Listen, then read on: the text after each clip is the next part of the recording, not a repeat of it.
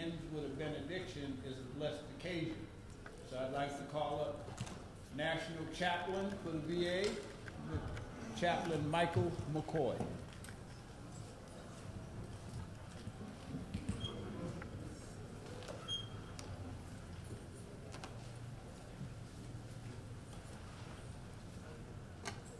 Let us pray. Oh, gracious God, we come today to this event seeking wisdom from you and from one another. Oh God, that we may become better in exploring, recognizing and the needs of veterans and returning warriors from these past wars. God, let us never forget that what they have done for us and sacrificed their very life that we might be able to live freely. Help us, God, to become your instruments, to play a role in breaking down barriers of discrimination and racism as they exist in our world. God, be with our presenters on this day.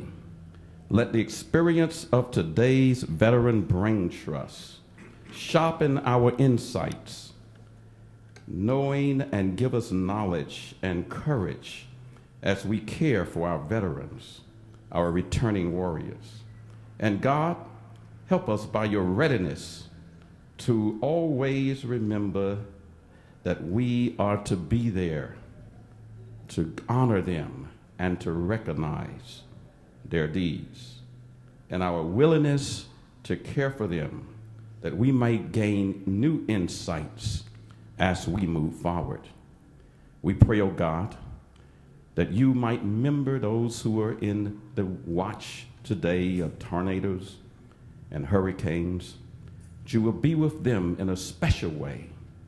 We pray, oh God, for our veterans who even today are in harm's way. Be with us through the proceedings of everything today that will be pleasing in your sight. Amen. Amen. Now, to move quickly along, I'd like to introduce Congressman Sanford Bishop Jr., co-chair of the Veterans Braintrust.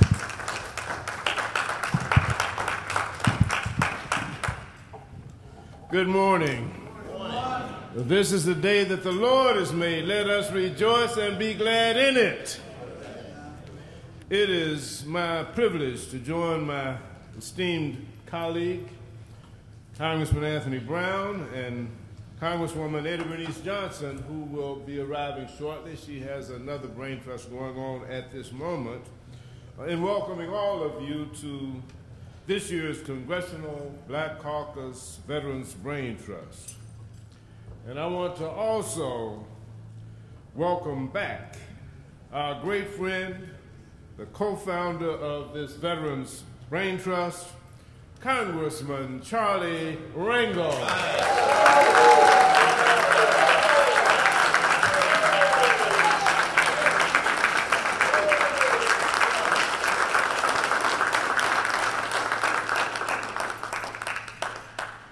We'll hear more about Charlie later and hear from him, but he is a tremendous American, a tremendous veteran, a tremendous patriot, and has given so much to this country. And we love you, Charlie, and we appreciate you.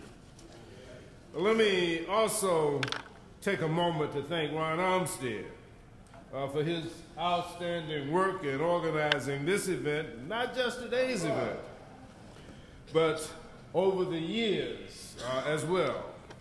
His hard work and dedication to this event is why the Brain Trust continues to be such a success.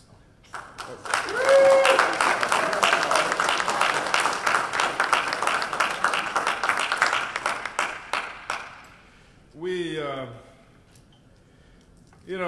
all know that Ron has a heartfelt passion for improving the lives of our nation's veterans in general, and African American veterans in particular. His commitment to this cause is an inspiration to all of us, and we want to commend you again, Ron, for your continued efforts.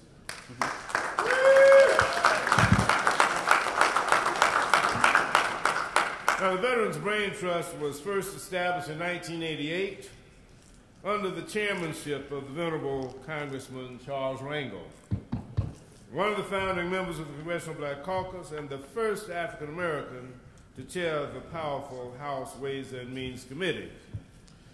Today, it is an honor not only to continue the work that Charlie started in behalf of our veterans, but to celebrate the storied 30-year history of this Veterans Brain Trust. Since I was elected to Congress, it has always been a passion of mine to serve the veteran community as a member of the House Military Construction and Veterans Affairs Appropriations Subcommittee, a committee on which I still serve, and as co-chair of the Congressional Military Family Caucus, I continue to focus on issues that affect those currently serving and that have served in our armed forces, along with their families. Through my committee work, I've sought to ensure that the VA has the resources it needs to fulfill its responsibilities to all of our veterans. Since 2009, we've increased the total funding for VA substantially. But as you know, all too well, many challenges remain. I look forward to working with both of our keynote speakers today and to provide adequate funding and top quality care for our service members and their families. Minority veterans issues are similar to the issues of other veterans who have served, but some of these issues and challenges are deeper and present very more severe problems. In the next several years, people of color will represent over a third of the veteran population. The Veterans Administration estimates that the minority veterans will increase from 23% to more than 35% by 2040. And by 2043, women veterans will increase to 16.3%. The women veterans are the fastest growing demographics of our veterans population. So it's imperative that we continue to adapt treatment tailored specifically to this veteran population. Reports show that minority veterans may face a variety of unique health challenges, ranging from chronic disease disparities and high levels of PTSD to difficulty accessing care. The bottom line is that we must do more. Addressing these issues, one of my primary focuses as a member of Congress. It's vital that we take a proactive approach in addressing the issues that impact our minority veterans. This Brain Trust has, over the years, fought to do just that. Over the past 30 years, we have, and the Veterans Brain Trust has had many distinguished keynote speakers, and today is no different. In the past, we've had former President Bill Clinton, former Secretary of State and Chairman of the Joint Chiefs, Colin Powell, and many other notable speakers, and today, of course, is no different.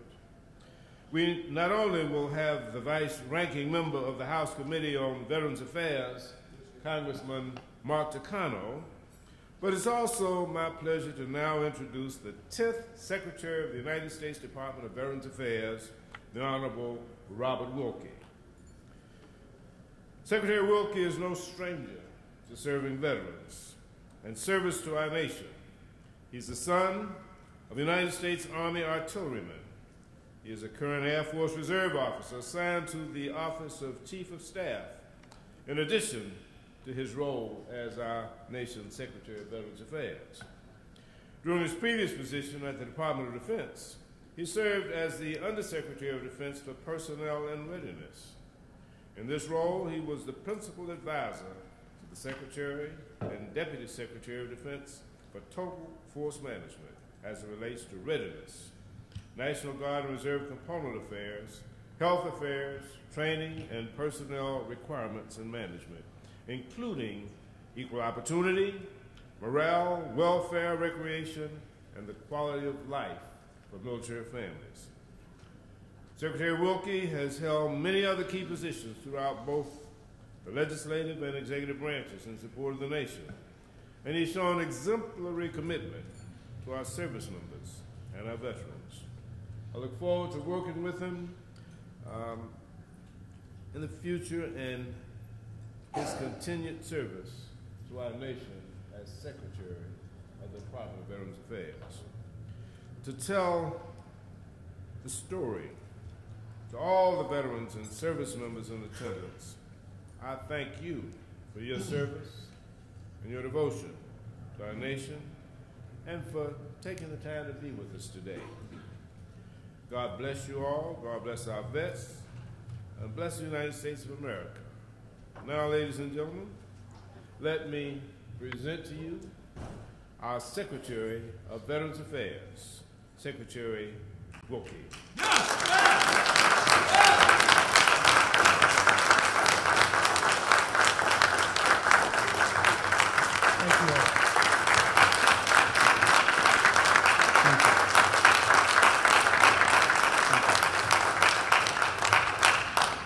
Thank you, Congressman Bishop. It's an honor. It is also an honor to share the podium with Colonel Brown, Sergeant Rangel, and Congressman Takano. It's nice to see you too, sir. I'm going to digress here and get off of the script, which I think this lofty position allows me to do. You can probably tell from my accent that I am from the Deep South. And in the Deep South, we are very much about remembrance and homecoming. And in my view, the Black Caucus is about remembrance and homecoming too. And in the last month and a half, we've lost two mighty warriors. The first you heard the American people talk a lot about was John McCain, a great man who was worthy of everything that was said about him. But I'm going to tell you a little bit about somebody that you all know, whose contribution to the people of the United States and to the warriors of America was no less important. He grew up in a place where he played baseball with Frank Robinson and Kurt Flood in high school. He could have been them, but he decided to go into the United States Marine Corps and then devote the rest of his life to serving the cause of veterans and peace. And it was probably the most American of experiences because he was known for being an anti-war activist, but he was also known for promoting the lives of soldiers. I had the unique opportunity to give this man bad news.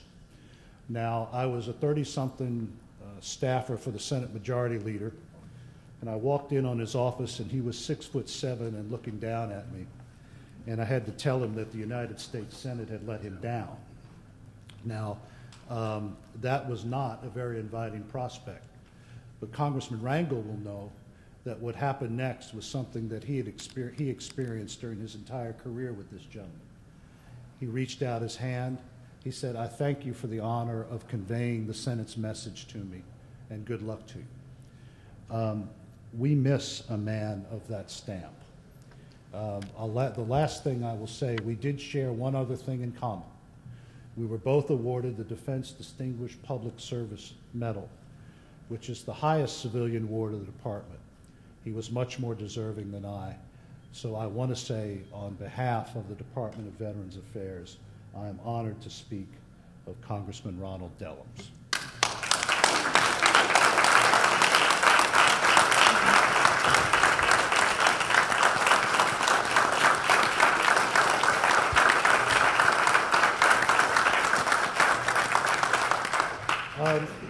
This year marks the 100th anniversary of the end of the war to end all wars.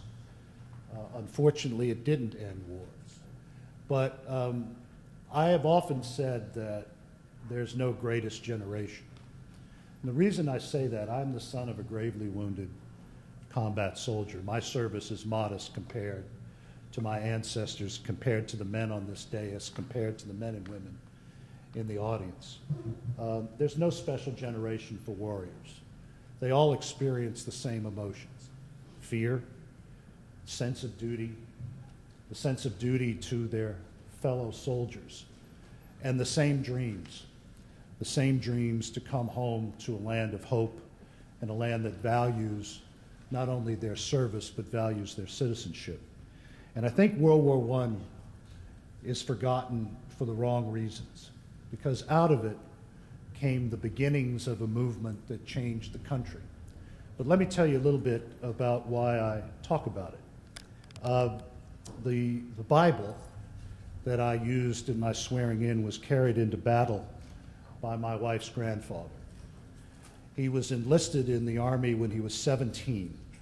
Now, he had never ventured beyond 3 or 4 counties in North and South Carolina, but by the time he was 18, he was marching up the Champs-Élysées into the bloody cauldron of the Meuse-Argonne, where in a matter of minutes, he saw thousands of young people die. In the back of that Bible was an inscription written in pencil that said, "Please return to my mother. These words mean a great deal to me." I don't know that there's a better expression of the prayer of a soldier than "return to my mother," because the words of this book mean so much to me.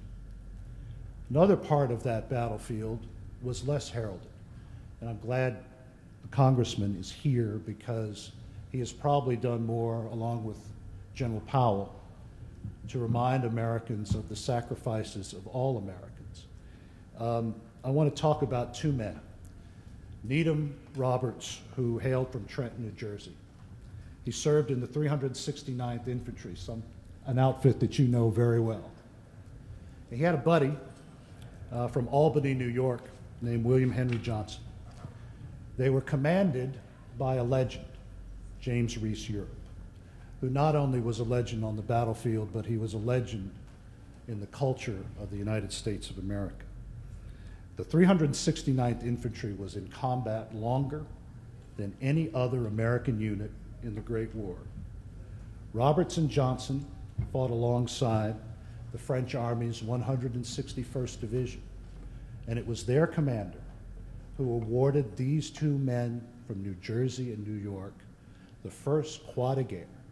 The first Croix de Guerre, the highest award the French Army could bestow to these young Americans. In hand-to-hand combat, they killed 141 German soldiers. A grenade wounded Private Roberts in the arm, and he still fought on. The Germans were terrified by the ferocity of that Harlem infantry unit, and the Kaiser himself was heard to mutter in his headquarters at Spa that hellfighters had descended upon the German army. You now know them as the Harlem Hellfighters. And I was proud to be in the East Room of the White House when President Obama awarded the Congressional Medal of Honor to those warrior Americans, an honor that should have been bestowed in 1918.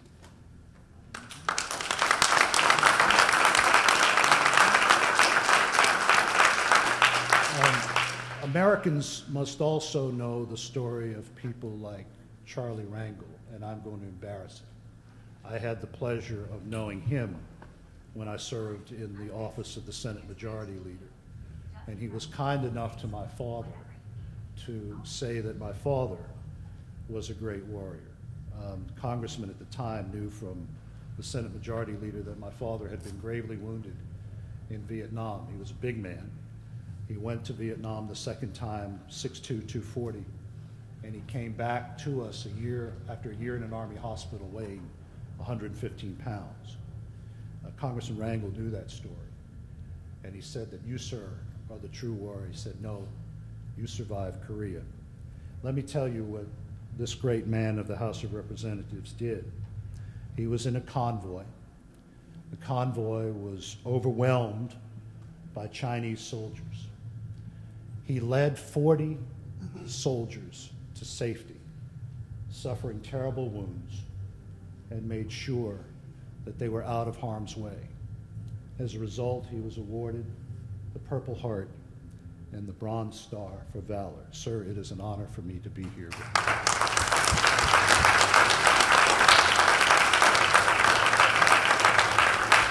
So I tell these stories for a reason, because Robertson Johnson and my ancestors, Charlie Rangel, we at the Department of Veterans Affairs are charged with not only taking care of those who still live with us, but we are charged with taking care of the descendants of those who have sacrificed so much for this nation and the promise of this nation.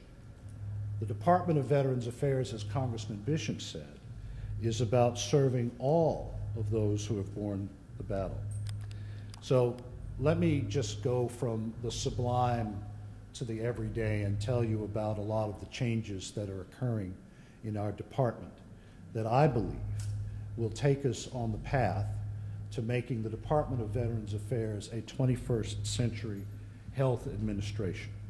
One of my top priorities is to finally create an electronic health record system where people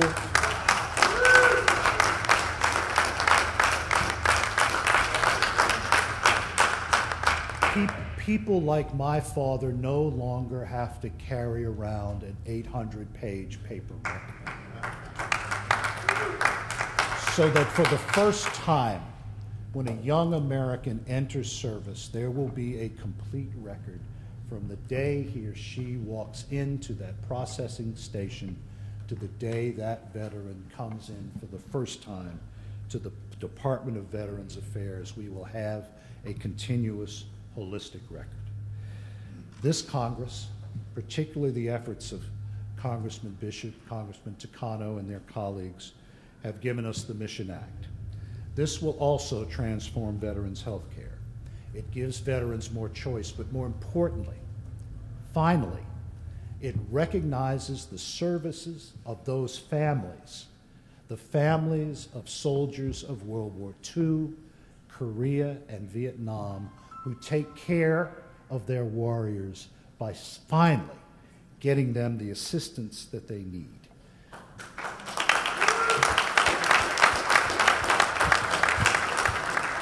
And as the congressman said, for the unique needs of America's warriors in our urban communities and those who still live in the heartland and the farms, what this does is it finally says to those young Americans who are at Morehouse and at Drew and at Howard, when you're in medical school, if you want to come work for veterans at the VA, we will make sure that you are paid through medical school.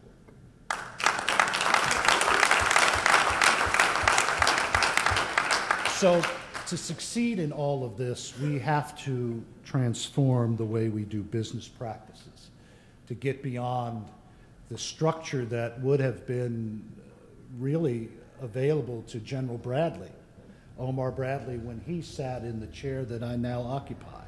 We have to bring Veterans Affairs into the 21st century. And my prime directive to our folks is customer service. Not just customer service in the way that you or I know it, but customer service amongst the employees of the Department of Veterans Affairs. One of the jobs I believe I have is to tell America of the good work that the men and women of the Department of Veterans Affairs do on a day-to-day basis. As we sit here today, our employees are poised with emergency equipment, with emergency vehicles, with doctors, nurses, engineers, and social workers to enter North Carolina and South Carolina to help all Americans get whole after the devastation of this hurricane. Congressman Bishop said something that I don't think is understood by many in our country. Our country has changed. Our veterans population has changed. He gave statistics. I will actually give you some more. When my father was commissioned 2 months before the inauguration of John Kennedy, less than 0.5% of the force was female. Today, the active duty force of the armed forces of the United States is composed of 17% of America's fighting women.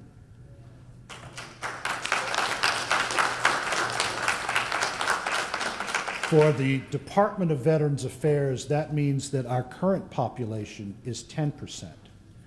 This is not my granddaddy's VA anymore. When we look at the landscape, there are 4 things that we must provide.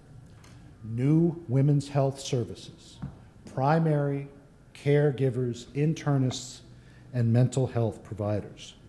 I'm going to go, Congressman Bishop, 1 point better. He mentioned the statistics about the makeup of the armed forces and the veterans population by the year 2040. I think he said 35. It will be 38. And that means we have to change. We have to keep working with our most vulnerable veterans populations. It was this caucus, under the leadership of Congressman Dellums and Congressman Rangel and Mickey Leland back in the 1980s, who first raised the alarm on veterans' homelessness. Nobody was talking about that. The Pentagon wasn't talking about that. At that stage, it was the Veterans Administration. They weren't talking about that. So you led the way. The sad thing is that for the warriors of my father's generation, the greatest number of homeless veterans, the greatest number of veterans who are suffering from opioid abuse, and the greatest percentage of veterans who are being afflicted by the scourge of suicide comes from those who suffered in the rice paddies of Vietnam and were not welcome when they came home. This caucus raised the alarm in the 1980s, and we are doing everything we can to make sure that every asset that we have, new funding in the form of hundreds of millions of dollars, new VA workers, new homeless centers, cooperation with our cities and our states. For Congressman Bishop's purpose, I was in Atlanta meeting with the Atlanta leadership and forging a new relationship between VA and the great city of Atlanta so they can help us identify those warriors who are down in their luck and on the street. So what does that mean? It means that our veterans have earned everything that we can give them. I will leave you with one story that I am very fond of, and it comes from Dwight Eisenhower himself. President Eisenhower made a pledge when he was running for president in 1952. He said, "I will go to Korea." And a couple of months before he was inaugurated, he did. And he told the soldiers there that I will bring you home. And he did that, although the descendants of those warriors are still on edge and on guard on the demilitarized zone. But when Eisenhower got back here, he discovered that he was the beneficiary of a presidential yacht. It was called the Williamsburg.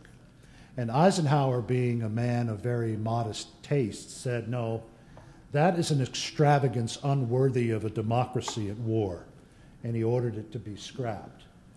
But there was one person whose orders Eisenhower could not countermand, Mamie. And she said, "No, keep it. But the only time you take that ship out is when you have American soldiers on it." So about 5 months after he was inaugurated, the president pulled up to the Washington Navy Yard, and on board the yacht were 40 soldiers of Korea. Many were horribly disfigured. Some were missing limbs.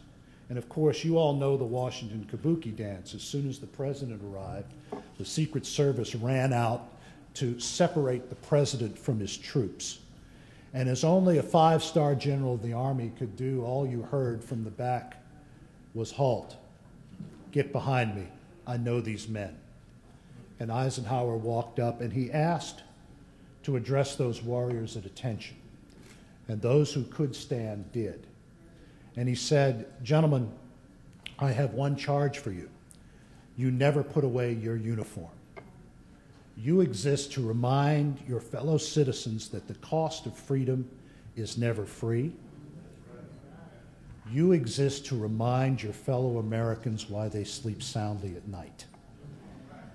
I can think of no better testament to the mission of the Department of Veterans Affairs. I can think of no better testament to the work of the Black Caucus's Braintrust, to the work of people like Ron Dellums, to the work of Charlie Rangel and Mickey Leland, than to say we exist to remind Americans why they sleep soundly at night.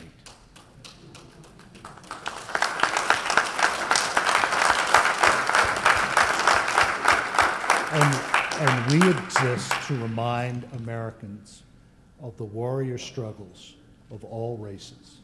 And as Congressman Rangel did in his work with General Powell, to bring to the attention of the American people the glories of the Buffalo Soldiers, we should exist to bring to the American people the true stories of people like Roberts and Johnson and James Reese Europe and Charlie Rangel and people like my father. So I thank you all for your kindness to me. I look forward to working with the caucus in the short time that I am allowed to be the keeper of the flame for veterans. God bless you for everything you do, and thank you very much.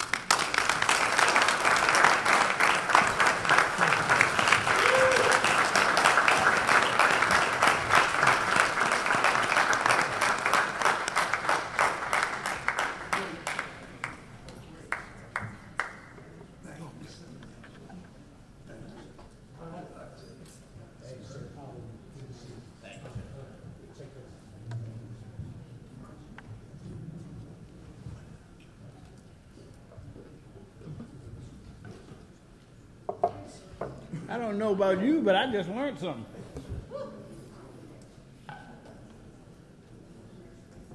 All right.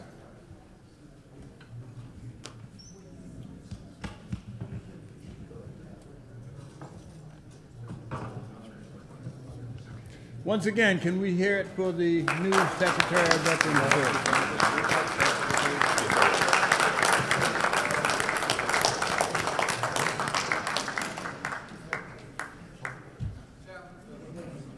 All right, I see we got a photo op here.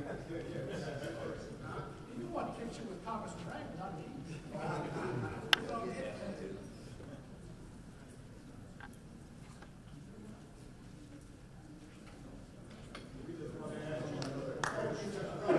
All right.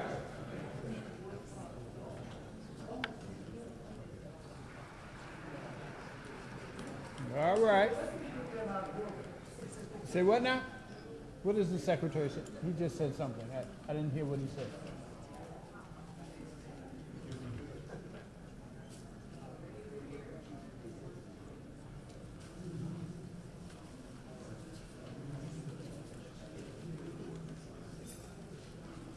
Now, we'll have to invite him back to get the autographs and stuff.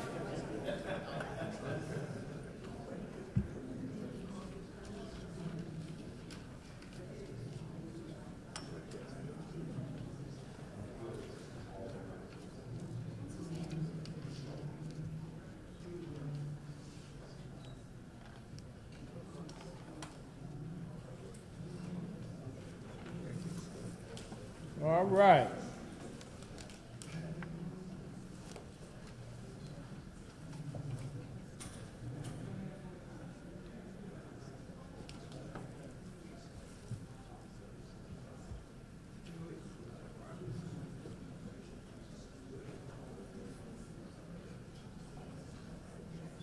All right, as the secretary leaves the room, I want to invite up the Honorable Anthony Brown to introduce our next keynote speaker. Yeah, you, Colonel. One of the youngest looking 30-year men that I've ever seen.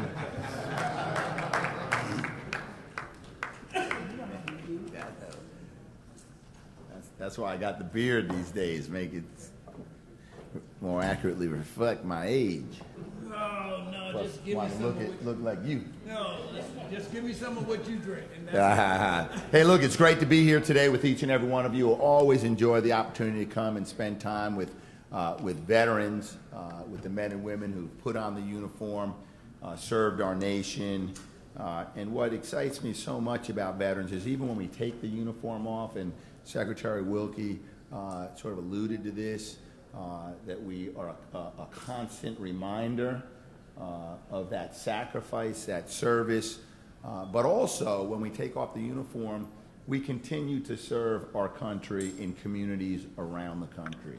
And whether we're doing it through the veteran service organizations, whether we're doing it through the various civic organizations or church groups, one of the things that I just so much appreciate about veterans is we never stop serving our fellow citizens.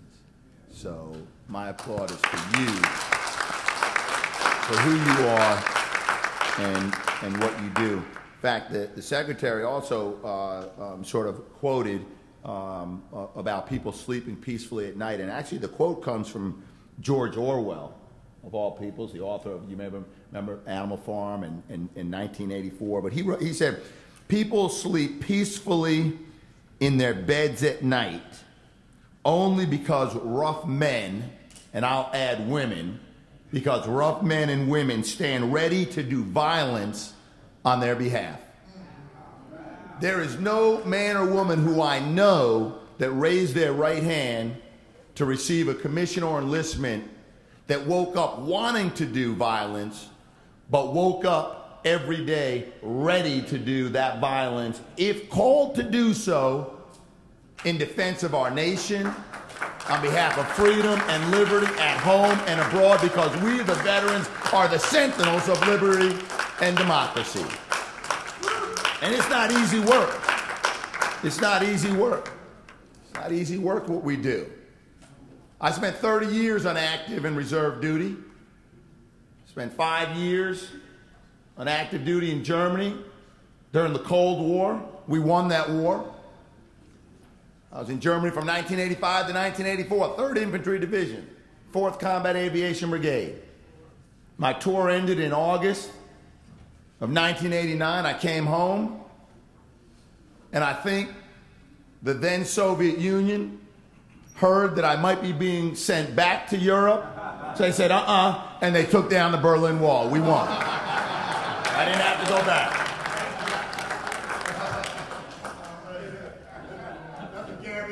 As it is. And then I spent 20 years in the reserves. And for those of you who've been in the reserves, you know about that reserve retirement letter that you get somewhere between the year 19 and 20. So I was waiting for mine. I'm in the reserves. I'm a lieutenant colonel. Letter comes from the Department of the Army. I said, here it is. Got my 20-year letter. Sat down at the kitchen table. Opened up the letter. Yeah, it was from the Department of the Army, but it wasn't the letter that I was expecting. It was a set of orders that sent me to Iraq. I was in the Maryland General Assembly at the time, and I had colleagues who said, certainly you must know somebody to be able to get out of that deployment. And perhaps I did.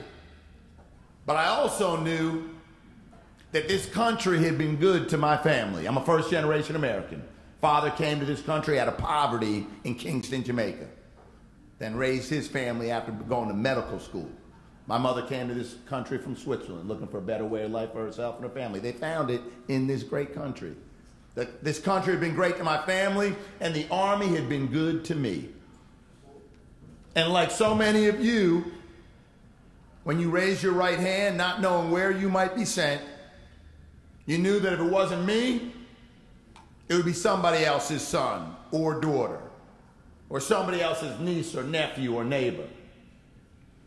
And that's the responsibility that we assume as the men and women who have put on the uniform in defense of this country. And we're not alone. I know I certainly am not. I stand on the shoulders of great Americans, a long line a history of proud Americans who served this country. I think of Crispus Attucks, the first person, African-American, killed in the American Revolutionary War. He, in fact, was the first Buffalo Soldier. I think about the 54th Massachusetts Infantry Regiment, the colored regiment from Massachusetts that fought in the Civil War so gallantly, portrayed in the movie Glory. Think about the 10th Cavalry Regiment. Now, those were the original Buffalo Soldiers. They fought in what we call the American Indian War. I think about, and it was referenced before, the 369th Infantry Regiment, the Harlem Hellfighters from World War I. And in World War II, the Tuskegee Airmen and the Montford Point Marines, right, distinguished themselves. None of them woke up saying, I want to do violence, but I'm ready to do violence if necessary. I think about Charlie Rangel, Korean War, a mentor, a leader, someone that, as a new member of Congress, I want to exemplify in my public service in Congress. I only hope that I served half as admirably as you did in uniform, and I thank you, sir, for your service. I think about another Buffalo Soldier, General, Chairman, then Secretary of State Colin Powell. I think about Vincent Brooks, who today commands United States Forces Korea, and in 1980 stood out front just outside Highland Falls, New York, in a little place called West Point, the United States Military Academy, as the first African-American first captain at the Military Academy. Those are the Buffalo Soldiers that make us proud. And those are the men and women that have come before us, have set an example. But I can tell you right now, the soldiers who I'm most proud of. When I say soldiers, you got to bear with me because I'm Army. I'm talking about Marines. I'm talking about Marines and Airmen and sailors and Merchant Marines and Coast Guardsmen. Okay? And those who I'm most proud of the ones who I see right here. So give yourselves a round of applause. And to the family members, your service to our country is invaluable.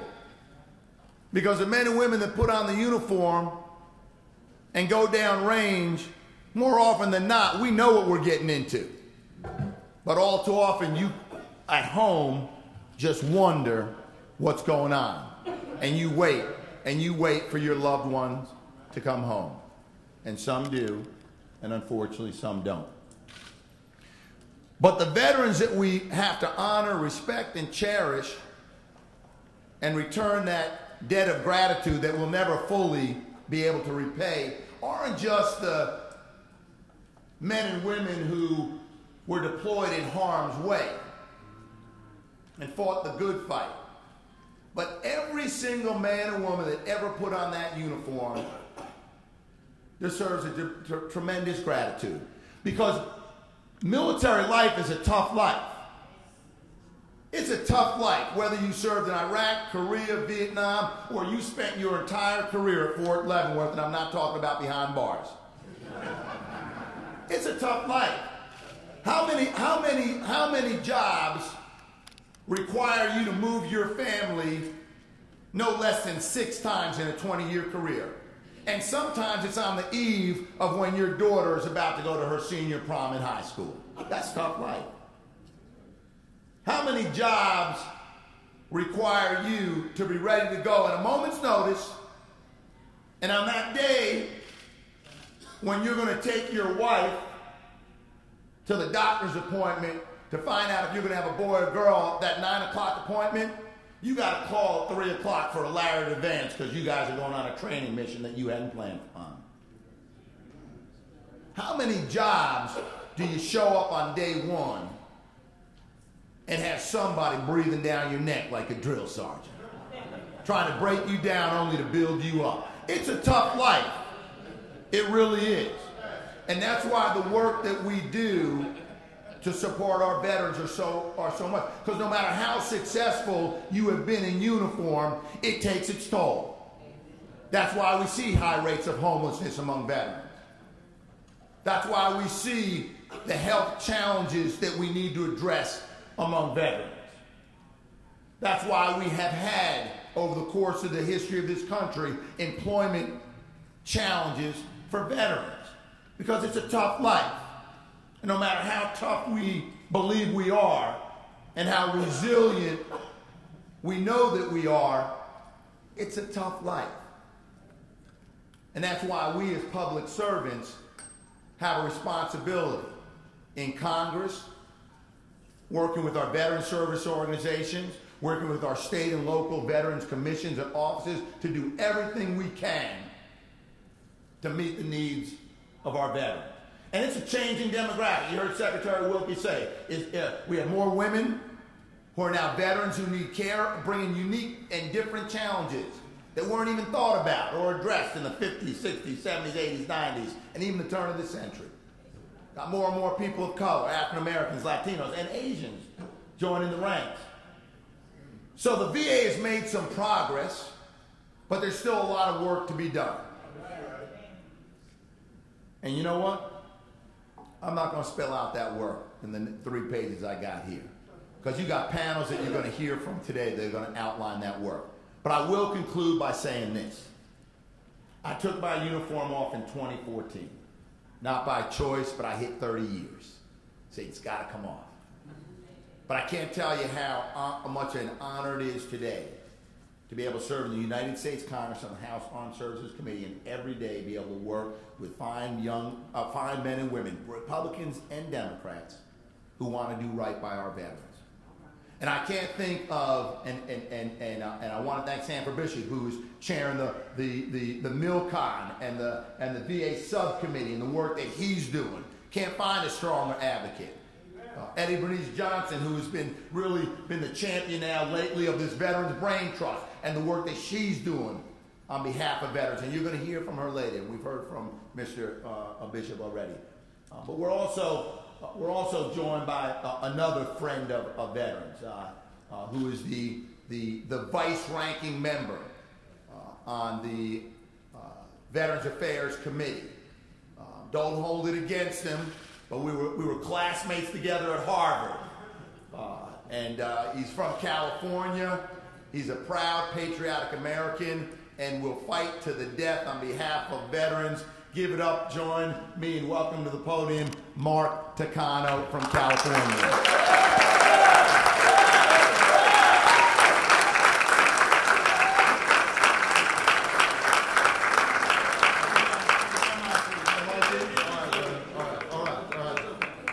Well, thank you, Congressman Anthony Brown. You know, you remember back in the 80s and the 70s when we had a doctrine, a defense known as MAD? You remember mutually assured destruction? Well, Anthony Brown and I we've signed such an agreement because he promises not to tell on me and I promise not to tell on him. We both have constituents. We knew each other quite well. Well, it's an honor to be with you here today on the 30th anniversary of the Congressional Black Caucus Veterans Braintrust. Yeah. So that's congratulations. And I want to begin by thanking all of you here. To the veterans in the audience, thank you for your service. To those of you who served in the Vietnam War, I always say this 3 times. Welcome back, welcome home, welcome home, welcome home. We never said it to you back when you came home, but it's a journey home, isn't it? So thank you. Thank you all, veterans. To my colleagues and CBC Veterans Braintrust co-chairs, Congressman Sanford Bishop and Congressman Eddie Bernice Johnson and Congressman Anthony Brown, thank you for leading this important fight to ensure that the needs of African American and other minority veterans are addressed in Congress. I must also add that Eddie Bernice Johnson is my chairwoman on the Science Committee. Not only does she lead the fight for veterans, women veterans, but she's leading the fight just for people to respect science. And that's a hard fight, let me tell you. You need to, given the assault on science, just basic knowledge, she stands up for that, and that's a big deal. When I think about how we can rightfully honor the service and sacrifice of our veterans, I think about days like today, forums like the CBC Veterans Braintrust, where policymakers and veterans come together to advocate for women and minority veterans, to come up with proactive solutions to the problems that they face, and envision a better VA that can provide every veteran with the care that they need. And as my colleague Anthony Brown so eloquently recounted, Black Americans have fought in every single American war since the founding of our country. That's right. Yeah. And for most of our history, these brave soldiers were willing to lay down their lives for a country that spread ideals of freedom abroad when they themselves were not truly free at home.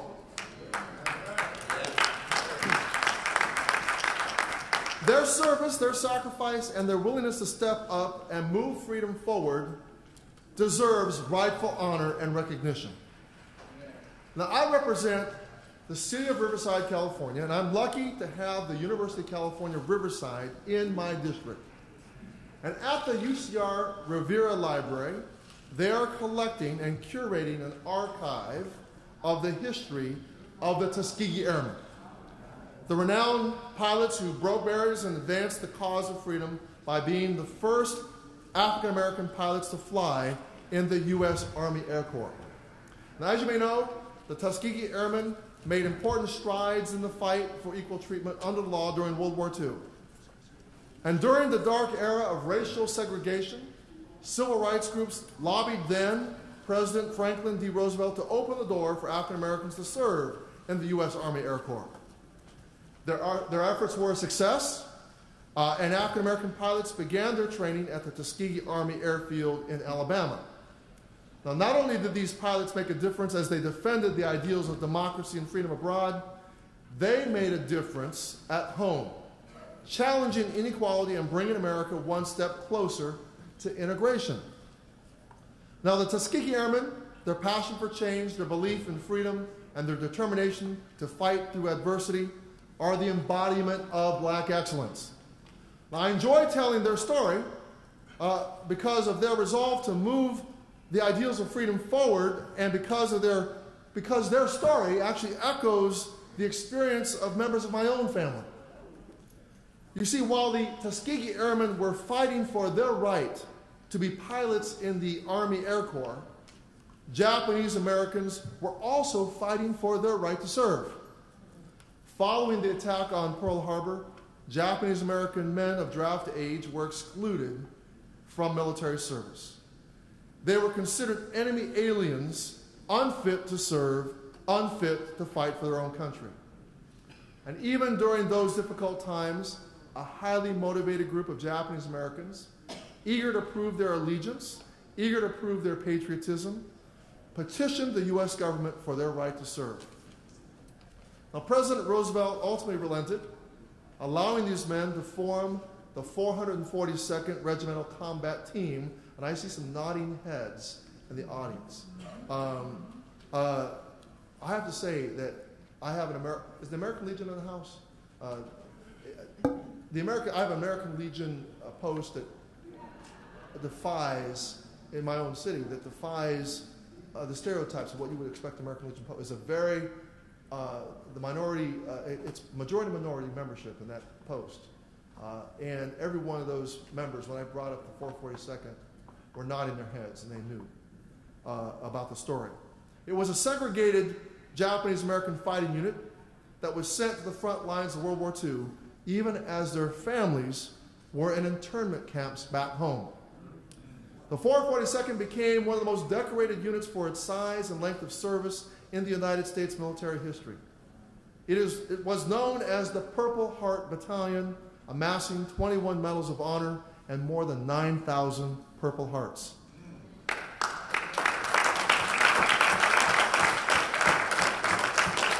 The motto of the 442nd was "Go for broke," because these men were betting on America. They bet that America could be a more perfect union. And in the eyes of my great Uncle Mon, he bet his life. He died in combat just 5 months before the war's end, in 1945. Through their persistent efforts to confront bigotry, the 442nd prevailed. Now, I tell the story of my great uncles and the 442nd with great pride and a strong belief that if it wasn't for them, I would not be a member of Congress today.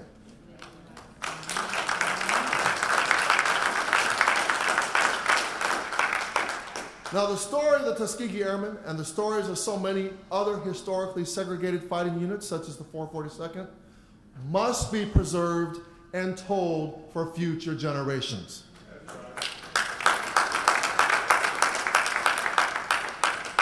Not only to recognize the contributions of these minority veterans, but to also shed light on the history of the United States, to remember the heroes who actively worked to make our country better, and to help inspire us to continue working toward a more free, equal, and just future. But honoring our veterans also means honoring their service by ensuring that they have the access to the benefits and quality care that they deserve. Today, I want to share a vision for what the Committee on Veterans Affairs can accomplish in the 116th Congress while working alongside all of you. For the past 30 years, the CBC Veterans Braintrust has focused on being forward-thinking, on addressing the pressing issues African Americans and women veterans are facing in our country, working to solve those problems and envisioning a VA that can do a better job at providing the services that veterans need. Now, you are absolutely right in wanting to develop a plan for the future of the VA. Members of Congress should be envisioning what the VA can be for veterans 10 years from now, and what it can be for veterans 20 years from now, especially since veteran demographics are changing year after year. According to the VA's 2014 Minority Veterans Report, minority veterans make up approximately 22% of the total veteran population right now. As the veteran population becomes increasingly diverse, it is crucial to ensure that VA services can meet their needs. A forward-thinking approach for the VA would lay out a plan for high-priority issues that must be addressed in the next decade. With a new focus on management, quality and delivery of care, proper staffing, and cost efficiency, the VA can thrive in the present and flourish in the future. It should be a priority for the Committee on Veterans Affairs to protect the integrity of America's commitments to minority service members. Congress can help our country give rightful honor to every man and woman who has served by recognizing the mark they left on our history and by creating a future where every veteran can succeed.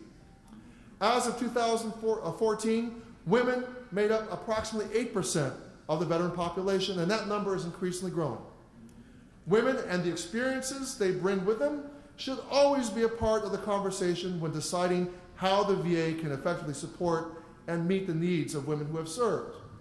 We must make it a priority to have a seat at the decision-making table for women, and including at the head of the table, Madam Chairwoman.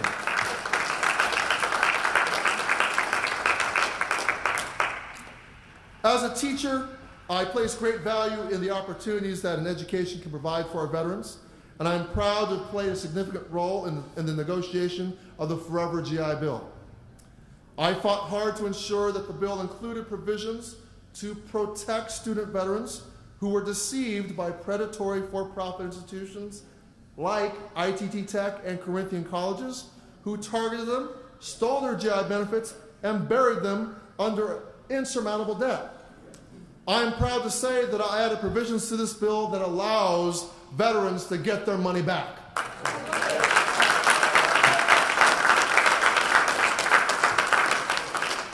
And when predatory for-profit colleges target vulnerable students, student veterans, women of color, and low-income students, and cheat them out of the benefits, they must be held accountable. The success of student veterans, their economic opportunities, and their future depend on it. And as we prepare for the 116th Congress, we must remain vigilant and be ready to combat attacks against the VA that seek to undermine veterans' care. When black veterans are among the highest users of VA health care, we cannot let VA health care be privatized.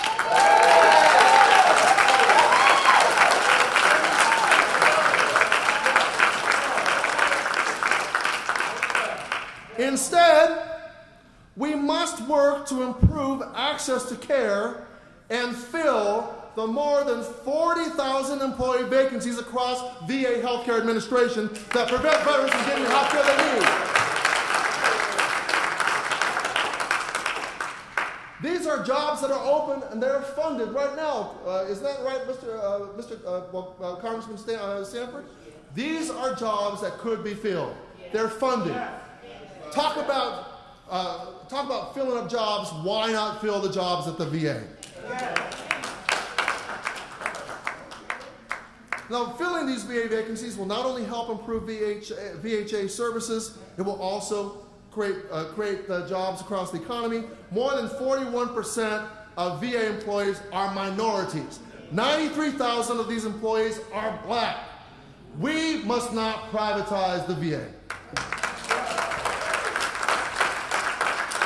Now, that's why we must protect these jobs, support unions that help give us our communities access to jobs that can help propel them into the middle class. Now, these are the commitments we must uphold as we prepare for the new Congress. Now, I want to close by reiterating the motto of the 442nd. Go for broke. The spirit of my great uncles who served during World War II, of my Uncle Mon, who gave his life fighting for the ideals of freedom, and the belief that America could be better. This is what motivates me to put it all on the table to ensure that our veterans are adequately served. When ensuring that those who sacrificed are rightfully honored, let's go for broke. Let's use our voices and our experiences to be good representatives of the people who elected us. And I neglected to recognize a good friend, somebody who the President of Korea acknowledged before her speech before the joint session of Congress. The first thing she said is, "Thank you, Congressman Rangel." So I want to not be remiss in that. Let us continue to use our seat at the table to demand justice for every single veteran and rightfully honor the stories of the brave men and women who worked to bend the arc of history toward justice. And though the long arc of history may bend toward justice, it's not on autopilot. We must be benders of the arcs ourselves. Minority veterans have shed blood. They have died fighting for freedom abroad, and after the war, they had to fight for their dignity at home. They have fought not one battle, but 2 battles for their freedom. Let us honor them. Thank you for inviting me here today. God bless all of you, and God bless the United States of America.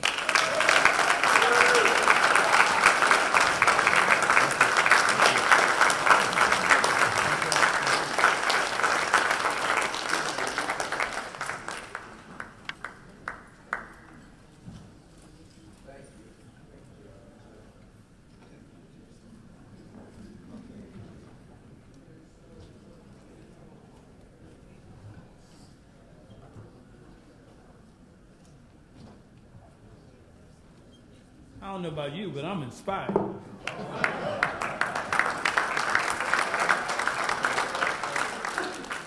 was talking with Charlie. I said 30 years, I'm on a cane, and, a little slower than I used to. My gait, walking ain't what it used to be, but now I'm inspired. All right. Now, I'm going to deter a little bit from what we had wrote down. I wanted to have Congresswoman Eddie Bernice Johnson introduce our beloved Charlie Rangel. And we have, as they say in the hood, a little something, something for Charlie after 30 years of being with him. All right? Now, without further ado, I'd like to introduce Congresswoman Eddie Bernice Johnson, the first VA nurse in the history of the country to be elected to Congress.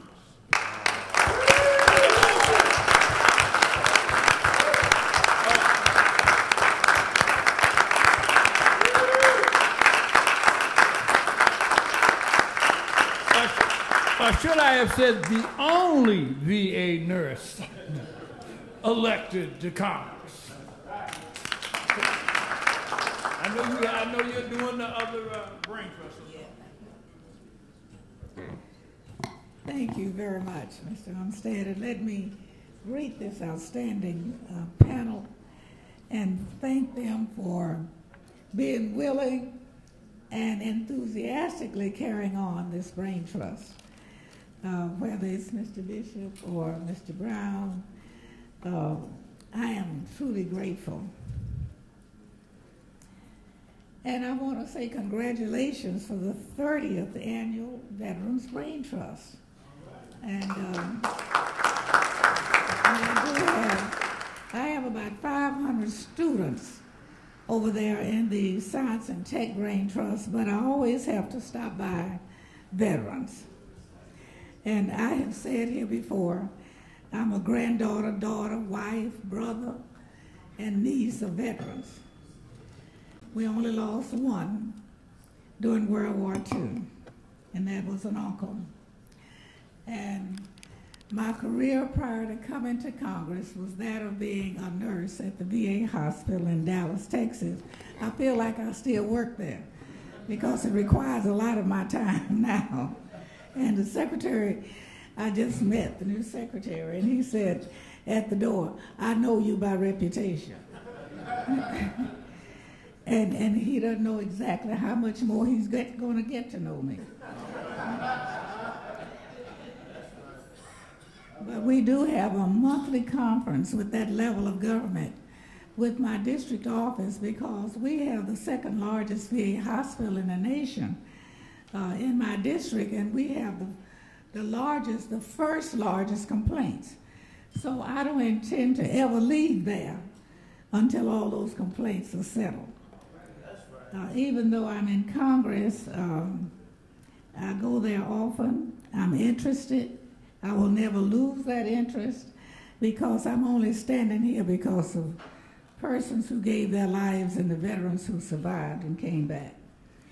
And so I want to always appreciate the fact that the willingness of men and women to go anywhere in the world and defend this country. I was always suspicious, though, when they stopped the draft, of whether or not that commitment would remain. Because we owe it to our veterans to make sure that we keep our promise.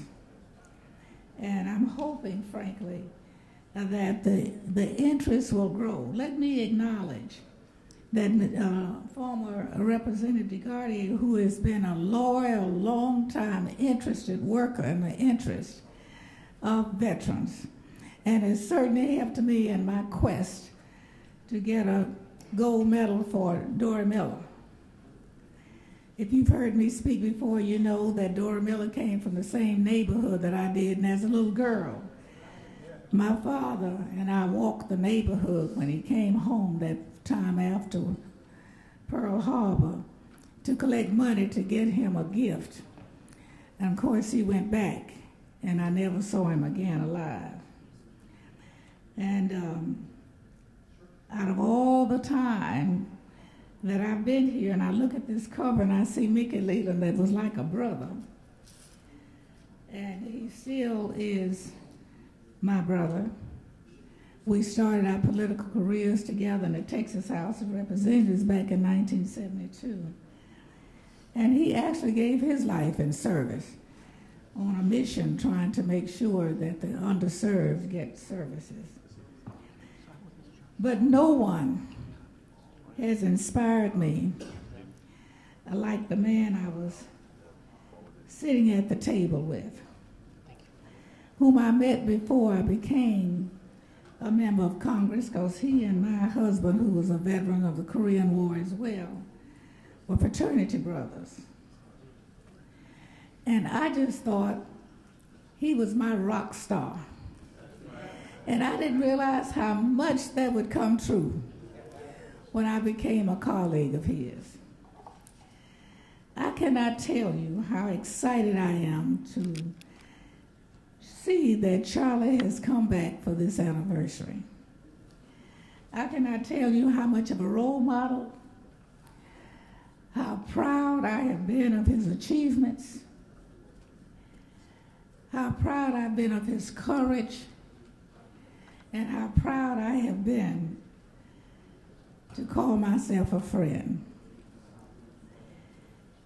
He organized this Braintrust and never stopped talking about his admiration for veterans and for the military. And when Charlie spoke in Congress, people listened. I never thought I would see someone that looked like me rise to become chair of the Ways and Means Committee.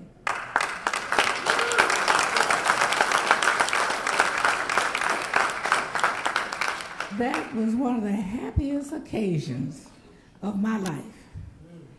And did he show us proud? I am so pleased to acknowledge how excited I am that I will just see him today. And you know, I got to know his wife and his family. He's a strong family man. When I hear him speak of his family, his face lights up. I can tell you, Charlie, that we've never been the same since you retired. Your name is called very, very often. And it's really my privilege and my opportunity to to present you. First elected in 1970. And you know, he was a founding member of the Congressional Black Caucus. He was elected to Congress before I got elected to public office. And you know, I'm old, and I said, it's been so long since I was first elected in 1972. But he was in Congress at that time. Now, you know he was a role model of mine because it was a dream that didn't come true for too many. And so not only was he a member of Congress, he was an active member of Congress. He is my personal hero. He is a hero to this nation. And certainly a hero and standard bearer for this audience. So I want to present to you my dear friend and my personal hero, Charlie Rangel.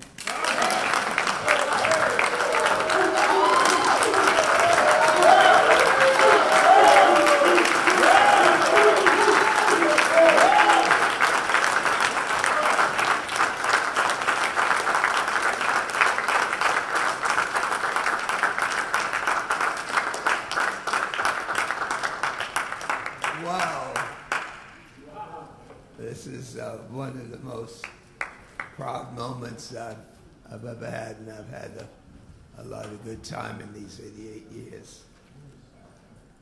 Eddie Bernice is so special to me.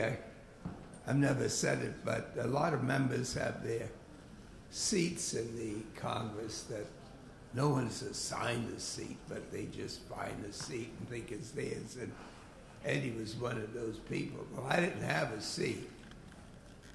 But she can confirm that whenever I got to the floor, I found out where she was sitting, and I sit next to her. Because she's always been an exciting, contributing member, and I could share with her a lot of the things that we go through, but we can't talk about. I wish I had time to tell you really how excited I am. But I just want to thank Ron. He has taken this organization as a part of his reason for being, a part of his life. And even though we've had Miss Brown, who's no longer with us, and of course, we've been able to hold on and do so many things. Ron has always kept us together, and Sanford Bishop knows that we still depend on him to be doing these things.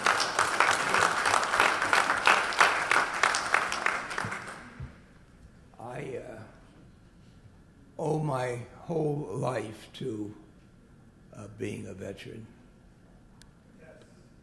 When I came out of the service, I had more self-esteem than I needed, because I dropped out of the Army as a high school dropout. It looked to me that my grandfather said, either you get in the Army or you got to be in a whole lot of trouble around here.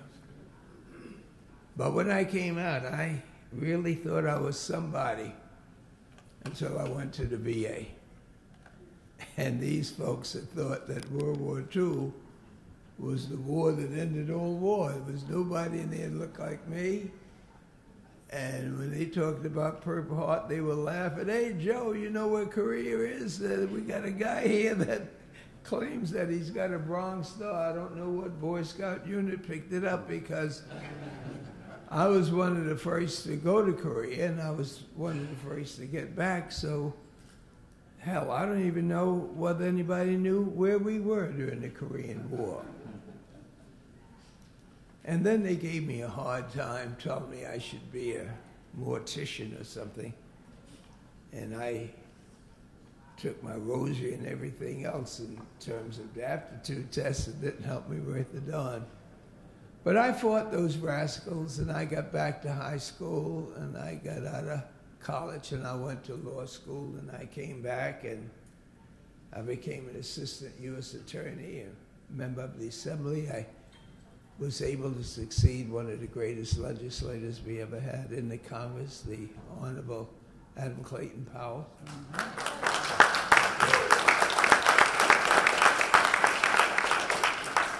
And all of my idols who were in Congress then, there were only 9 in the Congress. And the 4 of us were sworn in 1971, and we formed the Congressional Black Caucus. And today, well, we got 49 members of the Congressional Black Caucus. Yeah. 49 members, and you ain't seen nothing yet. Nobody here ever dreamed, and your parents never dreamed, that we would have a president of these United States of America. But we did.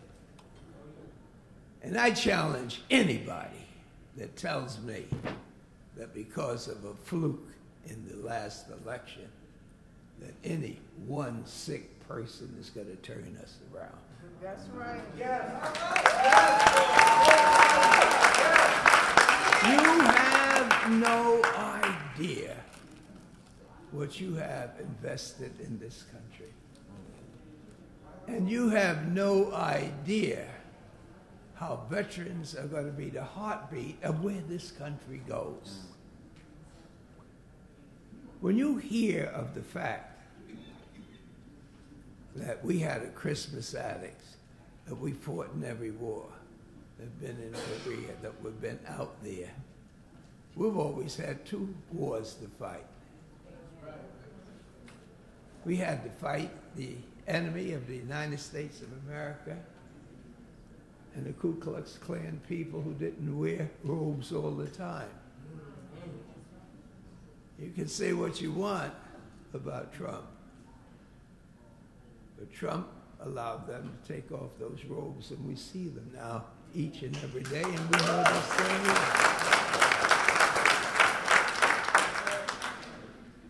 I tell you, if I was Donald Trump, I'd be scared to death too.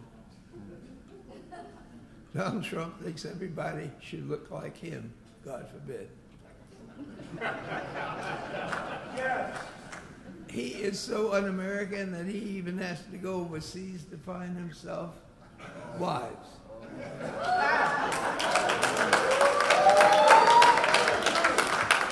He will tell you that there should be a hell of a lot more people looking like Norwegians, which he can't even pronounce the word, than coming from countries of color.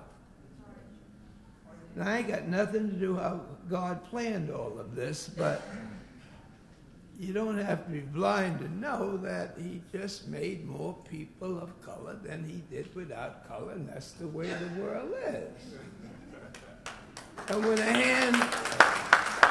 when a handful of them got together and said, let's have another Europe in the United States, there were more damn people that they stole from Africa here than Europeans. But they knew it. And that's the reason why we have the Electoral College. That's the reason why we're 3/5 of a man. That's the reason why there was discrimination. That's the reason why you can't name the village where your people came from. That's the reason why you have no idea where your name came from. That's the reason why you have no African songs, no African beat. The only thing you know is the beat of America and being a veteran and fighting for this country. And the beautiful thing that is happening is that there's so many other people coming into this country that I hope before I die I can lead up a group to protect white Americans from the majority here to make certain that we never treat them the way they treated us.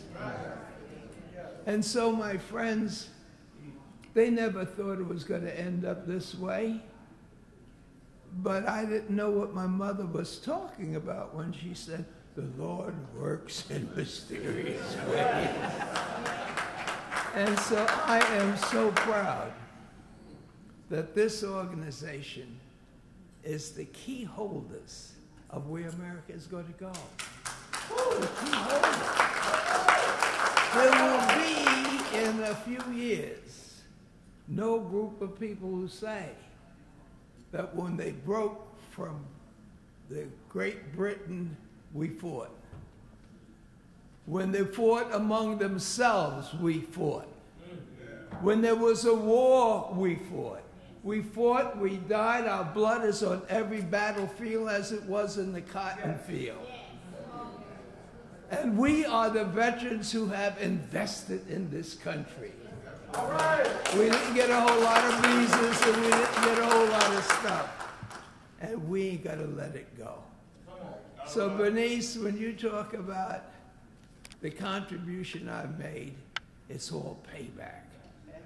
Because if you ever think about giving up and giving out and giving up because of the situation that we have now in the White House, you're absolutely crazy.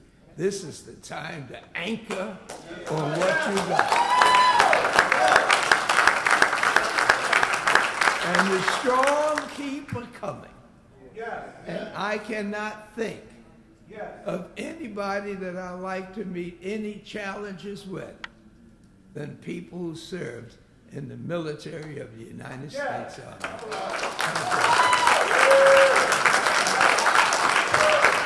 And let me see. Is Emil Milne here? Emil, Ron was the person that organized, and of course we had Eddie Bernice and Sanford that kept us together. But getting me out of Harlem and down here was Emil Milne. Where's Emil? Stand up, Emil. Thanks for what you've done.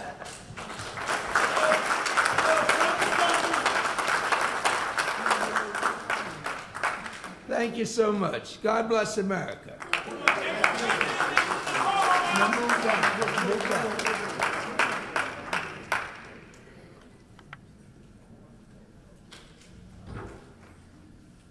Okay, thank all of you veterans. Chief Methuselah Bradley has done something, and Okay. so this is a little pinning ceremony as well. We've created a lapel pin for the veterans. You know, when I first became a member of Congress and I met a couple of generals, as a member of Congress, when I got up, they would get up, and I sit down, the general would sit down, and I had to tell them, I said, unless the boys in the barracks do this, it don't make no sense. Thank you. Chief Methuselah Bradley. Chief? Okay, thank you so much. All right. Hi. Thank you. Good to see you, lucky man.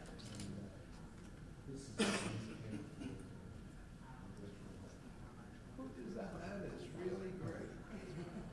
That's fantastic. Thank you. I'll wear it with pride.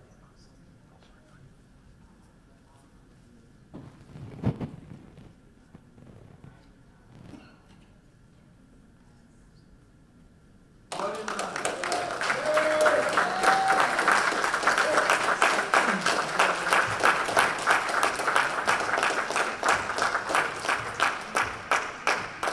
What is the price?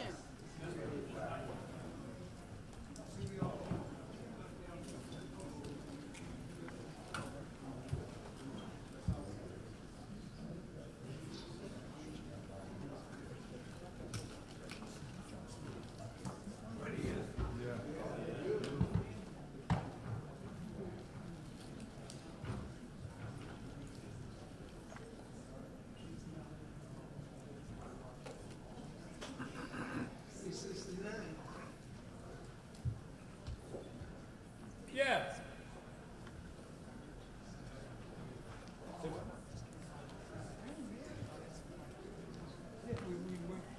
All right, now.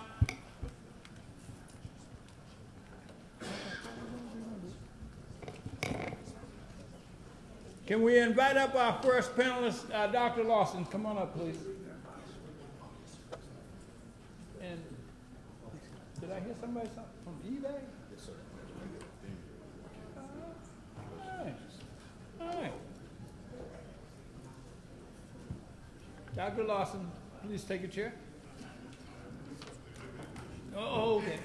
Take your time. Now, USDA is Brother Boyd here? Okay, Bill, Boyd, come on now.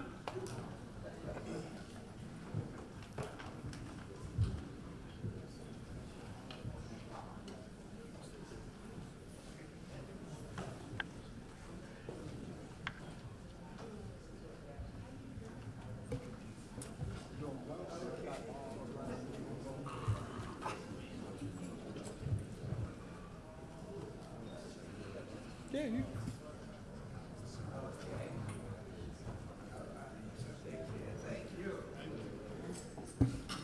As usual.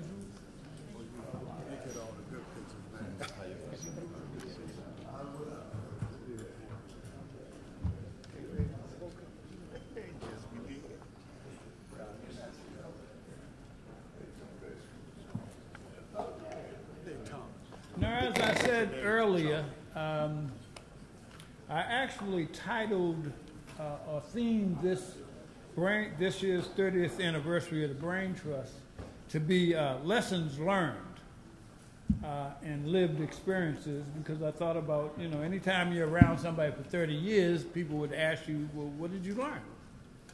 But in talking with, coordinating with Congressman Bishop's staff and Congressman Bishop, I would retitle it, Moving Ahead and Looking Back. All right, so this first panel discussion actually deals with kind of moving ahead, programs and opportunities for veterans in the now and in the future. All right? So, without further ado, I'm going to just ask everybody to give 2 minutes to introduce yourselves as we go down, and then we'll come back and you can give your full panel presentation. All right? Come on now. All right. Good morning, family. How's everybody doing? Good. Excellent. My name is Damian Hooper Campbell. I am eBay's first Chief Diversity Officer. Also a proud Morehouse alum. And before I go any further, for those in the room who have served, I want to say thank you for serving. I did not serve. My stepfather did, excuse me, in the Vietnam War. And I just want to say thank you for putting your lives at risk for our future and present.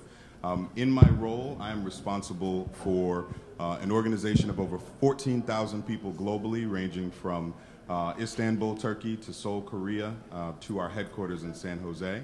And my responsibility is to look at not only who we hire and making sure that we think intentionally about the veterans community within our workforce, but also making sure that it's an inclusive place so that when veterans come in with their and your amazing backgrounds and the things that that are unique to you, that you have an opportunity to share those things inside of eBay.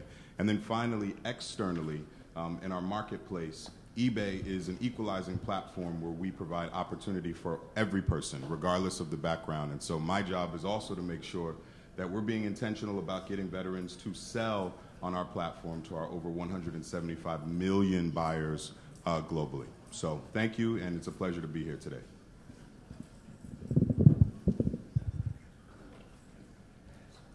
I'm William Lawson. Dr. William Lawson. Okay. And I'm also adjunct professor, University of Maryland, emeritus professor, Howard University, and emeritus professor, Dell Medical School, and also the director of clinical trials for Emerson's Clinical Trial, Emerson Clinical Trial Institute.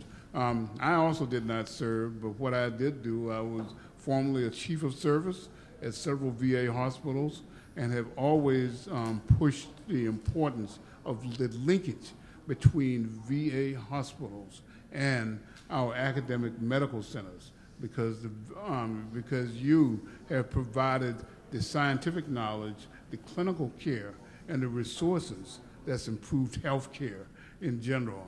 And I hope to continue to work with this group to begin to develop a healthcare system that can provide care for everybody, irrespective of their background or of their resources. Good morning. Good morning.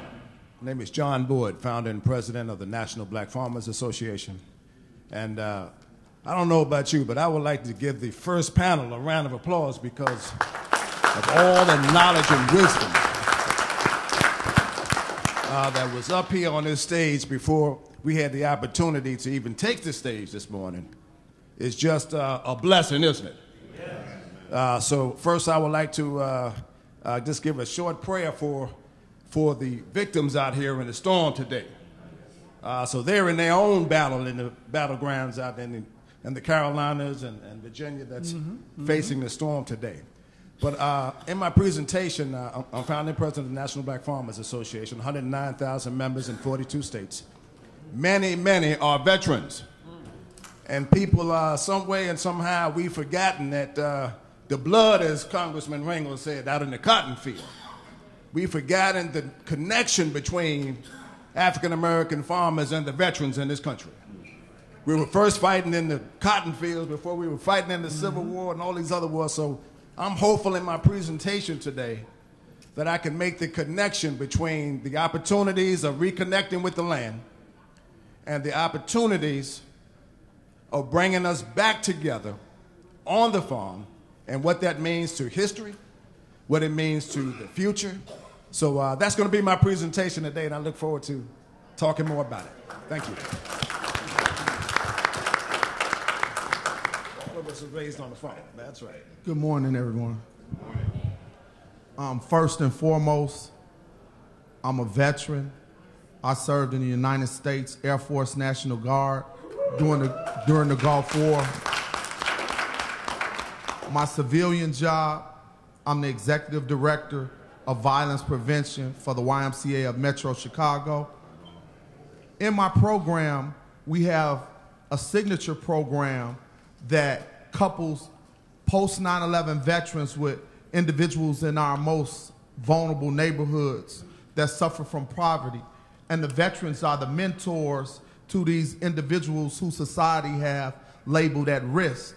And the veterans help individuals in these particular conflict zones be able to navigate through day-to-day life and be able to turn the trajectory of their life around.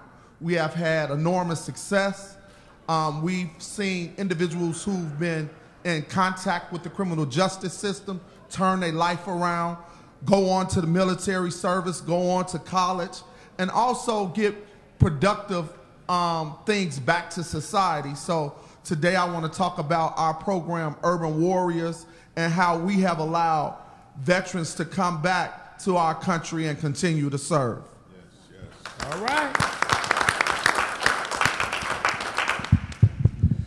Good morning, everyone. My name is Bill Ashton, and I am the Military Veterans Agricultural Liaison at the U.S. Department of Agriculture.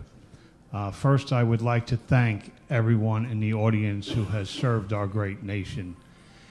I am a veteran, Navy veteran of 23 years. I spent most of my time I was on board submarines and supporting submarines on a number of tours in Washington, D.C. I had a great time. I don't meet many people who served in the military who said they had a bad time. So for 23 years, I had a great time. When I left the Navy, I started working for the Navy again as a civilian and spent 16 years with them before joining the United States Department of Agriculture. In my last job, I was the Director of Security at the Naval Sea Systems Command, where 5 years ago we had the shooting where 12 people were killed by an active shooter. I came in afterwards. I spent 2.5 years there trying to bring those people back up to a better way of serving and feeling pride in what they do. There has been no better job that I have ever wanted to do in my lifetime but to take care of veterans. And this job that I have today, I am the first permanent government employee in the Department of Agriculture in the Military and Veterans Liaison Office.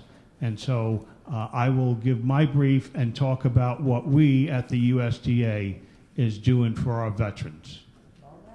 All right, I know Damien's on a short time because, he's selling, for eBay. So we're going to start out with Damien.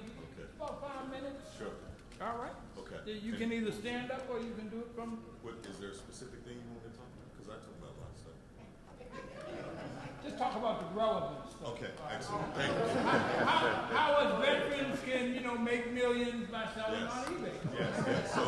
So look, the obvious conversation when you think about eBay is veterans getting access to our platform and veterans getting access to the experience of becoming a seller on eBay, just by a show of hands. And it's all right, please, if it's only one or if it's the whole room, that is fine.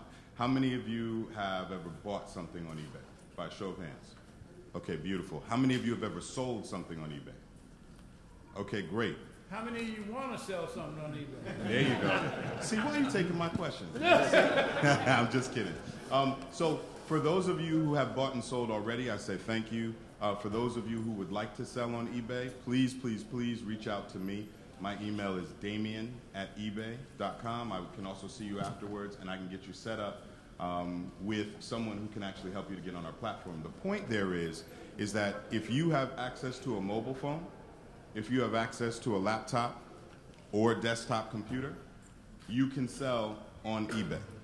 eBay offers you the opportunity to get access to over 175 million people across the globe who want to buy what you have. Most people think that a lot of the things on eBay are used items. 80% of the things that we sell on eBay are brand new. Only 20% are used. And a lot of people, because we were founded over 20 years ago and essentially created the e-commerce market, a lot of people are under the misconception that we are an auction site, only for used things. Only 15% of the things that we sell on eBay are for auction. Everything else, 85%, you can just go on and buy just like you could at any other e-commerce site.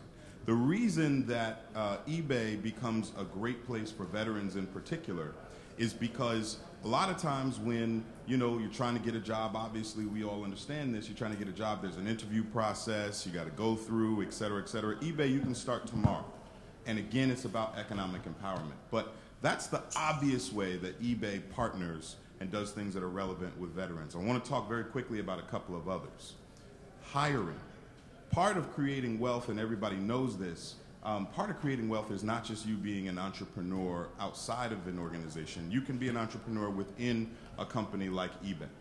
And what I try to do, especially for younger brothers and sisters and veterans and many other groups, is I try to make sure that people understand that there's a game in Silicon Valley, whether it's eBay or many of the other tech companies that you hear about, where there is an enormous amount of wealth being created through equity, right? When people come and join these companies, they also get stock in addition to the salary. And the stock prices are typically pretty good in tech. And so what we try to do is we try to be really intentional when we go out to schools and when we go out to hiring organizations to partner up with organizations like Higher Purpose that actually focuses on veterans. We've got an enterprise-wide partnership with Higher Purpose that we've had for the past couple of years. Also in our university recruiting efforts, we focus on veterans as well. And then, so I've talked about the seller platform, which is an opportunity for everybody in this room. I've talked about being hired at eBay and becoming an employee at eBay and those opportunities for wealth creation, especially for veterans. The other one is our foundation. We do an enormous amount of charitable giving with our veterans community. One of those was a partnership that we did with our eBay for Charity platform with an organization called Homes for Our Troops. We also partnered up with a group called Bunker Labs to try to create more entrepreneurs within the veterans community. And I sit on the eBay Foundation board and make sure that that's a direct purpose. But what I will say in closing before I pass it on to my colleagues here is it's not enough, and we are not satisfied. And so I don't care who you are in this room, I don't care what your background is, if you are interested in economic opportunities and economic empowerment opportunities, eBay is a conduit to help you get there. But if you're interested just in the tech community, the biggest problem we have, whether it's with the black community, Hispanic community, female community, veterans community, is people don't apply. So we want you there. You belong in tech. And over 50% of the jobs in tech are non-tech jobs, just in case everybody in this room isn't an engineer or a coder. And that's a myth that needs to be dispelled. And so please, I'll be around if anybody wants to learn a little bit more, either about selling on eBay or about joining eBay, or if you have a nonprofit that maybe we can link up with, I'll stick around. Thank you very much.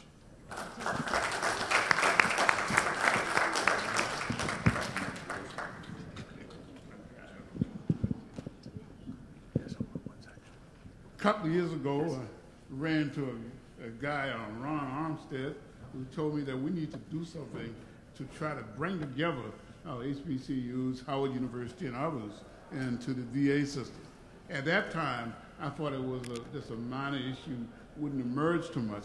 But then when I looked at health care in our country today, I realized that the Veterans Administration may be the answer to a number of the issues that we are facing. What are some of those issues? One of them is that when I started way back when, 20 years ago or so, we had initiated a number of programs to get more people of color into medical school. Many of these programs, we said by now, should be result in a higher percentage of people of color into medicine. Well, guess what happened? The number of black men that's in medical school now, the same percentage as it was in the 60s. Has our percentage of patients changed? Is there less need for patients? No. The percentage of patients, those that need our services, have increased.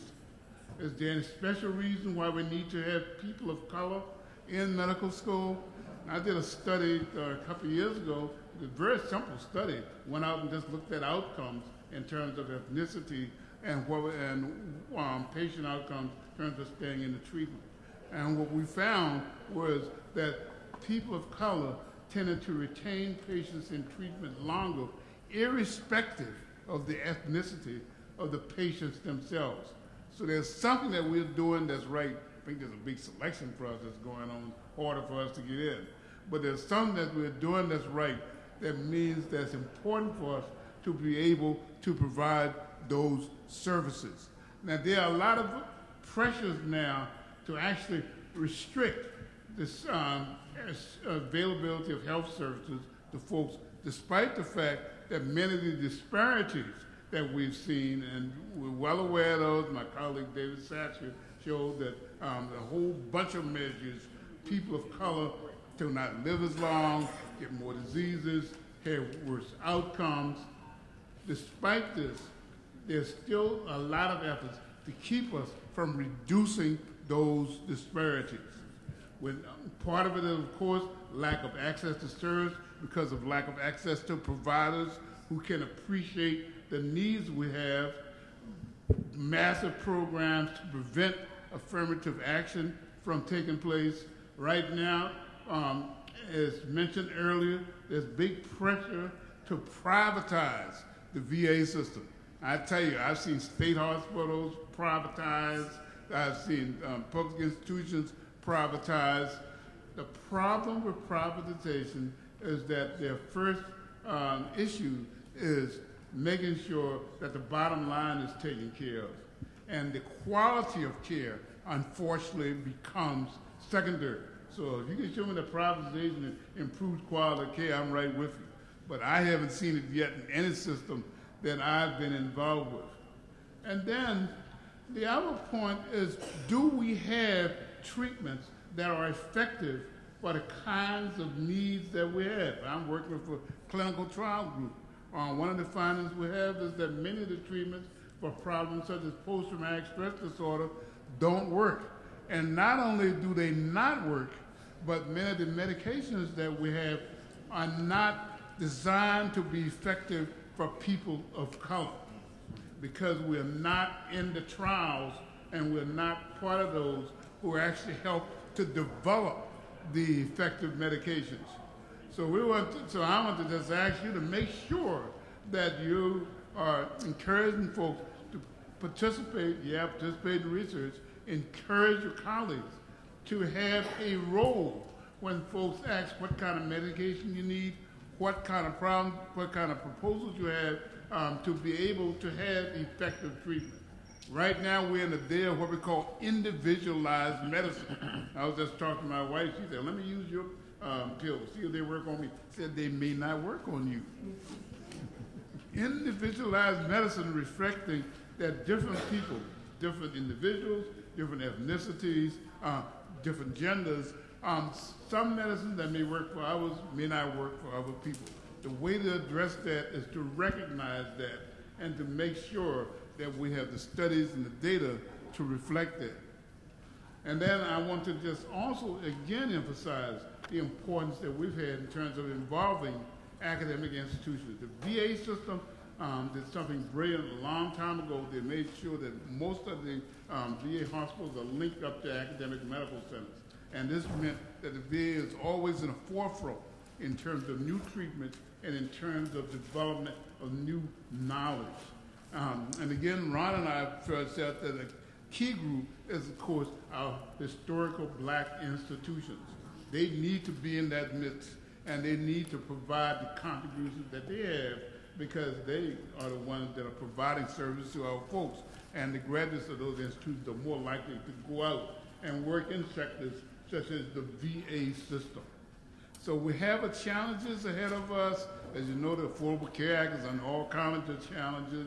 The bottom line is we need to make sure that we have an affordable health care system that can reach to everybody, veterans and everyone else. And I think most of us recognize that the VA system has always been one that can serve as a model for care for the rest of the country. Thank you.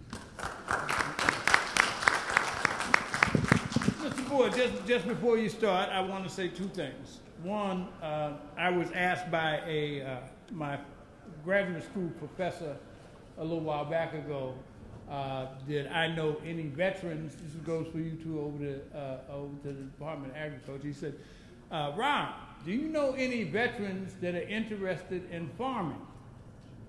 And before, see, this is where you really need people like Dr. Lawson, because you need to process this. Before I could process it, I said, hell no. Didn't you hear the song, How You Gonna Keep Us Down on the Farm, after we seen Paris in New York? All right, now since then, in Boston, urban farming has become the new wave. They're just a vacant lot around the corner from my house is now turned into a farm. The other thing I wanted to say is we know the demographics of the military is changing because John is not a veteran, but his wife is. All right. John, yeah, come on, right? Come on.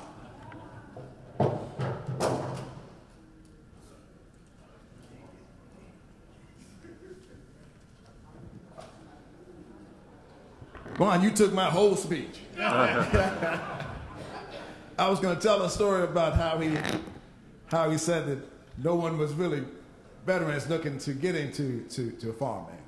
So first of all, I'd like to give honor to God first and foremost, and amen. And second of all, thank you, veterans. Thank you, veterans. Thank you, veterans. Thank you, veterans. Oh, y'all didn't hear me today. Thank you, veterans. Thank you, veterans, for serving our country, for protecting our country, and continuing to come home in your lives and fight every day for freedom in this country. Thank you, veterans. We don't say it enough. We don't say it enough, people. Veterans go overlooked in this country. And that's why they partner hand in hand with farmers. We go overlooked in this country. I first like to talk to you about the National Black Farmers Association, and my wife wrote this first paragraph. I'm not too good at reading, but I'm gonna do the best I can with it. We have a program called Let's Get Growing. And what we're trying to do there is to find new and beginning farmers who want to get into farming and agribusiness. And we've been doing that through a technical assistance program within the National Black Farmers Association, where we're partnering with the United States Department of Agriculture to deliver this technical assistance and outreach. And I'd like to thank my Speaker of the House, Carol Boyd, because she's the one who helps implement these kinds of programs at the National Black Farmers Association every day. She's taking all of the phone calls from around the country, and many are veterans. Every day we're bombarded with telephone calls, and she'll sit on the telephone and talk with veterans and help them get through these programs for hours at a time, people. She has more patience than I do, but she'll sit there for hours at a time trying to help these veterans tap USDA programs and grants and loans and services. So I'd like to thank my wife today for making that commitment to veterans and to the National Black Farmers Association. And we have 3 events that's coming up, one in Richmond, Virginia on September 22nd. We have another regional conference in Durham, North Carolina on September 29th, and our annual conference, our 28th annual National Black Farmers Association annual conference is November 2nd and 3rd in Shreveport, Louisiana. And you can look at our website, www.National Black Farmers Association, for all of this information. So there, I've done pretty good, right, Carol? No, it's free to attend, no cost. Oh, no cost to attend. It's absolutely free to attend. That's why I married her, because she's good at details and I'm not. And there's no minimum land size requirement to have a farm or annual. Okay. So get rid of that. So, everyone please come. There you go. Now here's why it's important that we get veterans back into agriculture. Because people, that's where we came from. We came from the farm. And if you go back 1 or 2 generations in your family, I promise you, you can find two things: a veteran and a farmer. I promise you, if you look at your history and you're African American in this country, you can find a veteran and a farmer. One of them was granddaddy and one of them was grandma. I don't know which one it was. But one or the other served in this country, and the other was a farmer. And here's why it's important that we go back and reconnect with the land in this country, because every ailment in this country for African Americans is higher than anybody else. Heart disease, strokes, diabetes. All of these things come from people. The food that we're intaking in our body can help solve some of these things. And we can begin like Brother Ron was talking about, you can have a garden right in your backyard. I call it a farm in your backyard. You can start with a few rows of cabbage and tomatoes and spinach and start producing healthy food yourself and stop depending on the supermarkets, people, to feed us unhealthy foods. You don't know what's been sprayed on these commodities and crops, but if you grow it in your backyard, guess what, people? You know what kind of healthy foods you're eating. And it's very important that we do that, because guess what? No food, no farms. No farmers, no food. I don't care how you twist it and turn it. We need farmers and we need veterans in this country. They partner up hand in hand, people. There is no division there. If you can't see that big picture that I'm painting today, I don't know how else to paint it for you. And listen here, the administration, I know USDA is here, and I ain't gonna be too bad on the historical part of it, but we've had a troubling time participating in government programs in this country, and I fought for 30 years, along with many of these members of Congress who have paved the way on many historic legislations in this country to help pave the rights for the largest settlement in history for black farmers in this country, for black people. It's the Black Farmers Settlement. So I would like to thank Congressman Rangel and Bishop and all of the others who sponsored that legislation. I can't stand here to talk to you about anything until I thank them for sticking with me year after year. Every 2 years, I would have to change the bill and come up here and change the bill. And I wore out some shoes, and I wore out a tractor riding around here, and I wore out a pair of mules. Going from Virginia to Washington, D.C., until somebody heard the cry of the empty fields of African-American farmers and other minority farmers alike up here in Washington, D.C. So thank you, Congressional Black Caucus, for holding the feet to the fire till justice prevailed. And the fight is not over, people. The fight is not over. The fight is never over until every person who's been affected by the ugly act of discrimination is compensated and we can move on in the right path. That wasn't my speech today, but I felt like with this audience, it was all right to kind of tell that story today, Ron. Is that all right? Yes. And I was also asked to just talk a little bit about how I thought the tariffs would affect African-American farmers. It's like other programs. It's going to affect African-American farmers and other small farmers alike in a more drastic measure, because many African-American farmers do not have federal crop insurance, and many do not have a approved farm and home plan with the United States Department of Agriculture. Therefore, they probably will not be able to participate in that $14 billion proposed settlement by the president. And I do think, I'm gonna come right out and say it. Everybody's scared to say anything about Trump because they think, oh my God, if I say something about President Trump, he's gonna air all my dirty laundry on national television. So I'm not gonna say anything. Well, people, somewhere along the line, you have to say what's right and what's wrong. And we have the opportunity to do that on Election Day. Oh, y'all didn't hear me? You have the opportunity, yes, to change the lay of the land on Election Day. You have the opportunity, to change the course of history and to change the course of this administration on Election Day. So I ask you that day, don't be silent. Don't stay at home. Come out and cast your vote, people, on November. Is that okay? Is that all right? Did I stick that piece in there too long? And veterans, guess what? We need you to stand up and continue to fight and to be our leaders, to be our leaders. Oh, that's right, that one lady got the message. To continue to be our leaders. Because guess what?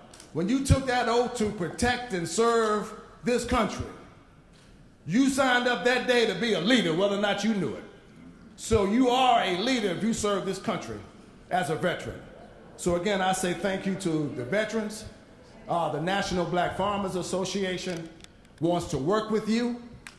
And you know, I had an attorney one time. I had a whole bunch of attorneys over the past 30 years that said, John, it's never as bad as you think it is.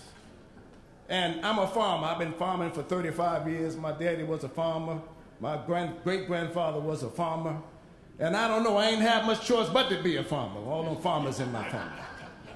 But they're doing a documentary on the Board family that's going to air on the History Channel coming up in December, January. They've been following our family for a year. And I walk around with a roll of tape in my hand. And that producer said, what you doing with that tape, John? You're always walking around with that gorilla tape and masking tape in your hand.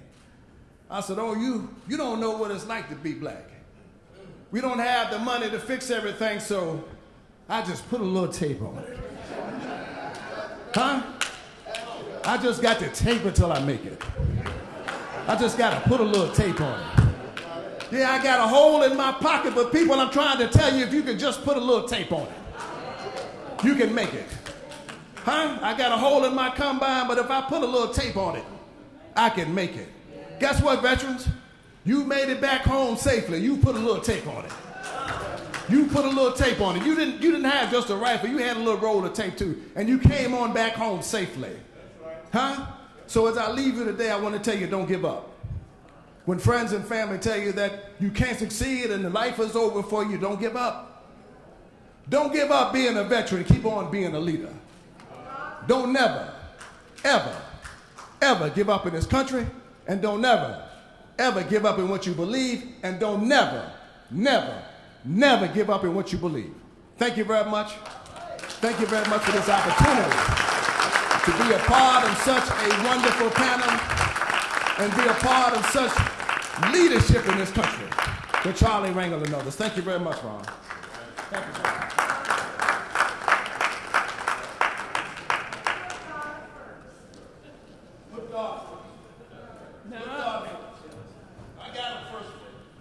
Now, when my professor asked me the next time, do I know any veterans that want to be farmers, I'm not going to say, I'm not going to say, oh, hell no. I'm going to say, I had to think about it.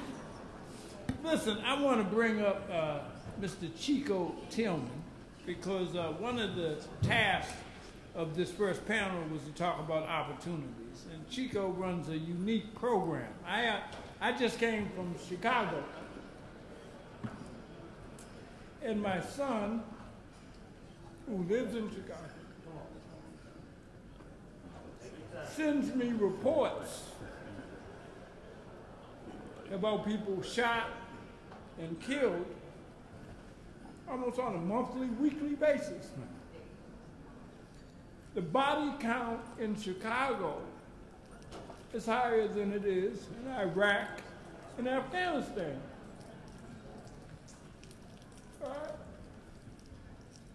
They've nicknamed Chicago Chirac. And they've nicknamed Indianapolis Afghanistan. And they've nicknamed Fayetteville, North Carolina, Vietnam, because of this violence. Right? And so Chico runs a very unique program that I wanted him to talk about called Urban Warriors, that benefits both veterans and what he called at-risk youth. Come on up, Chico. Come on.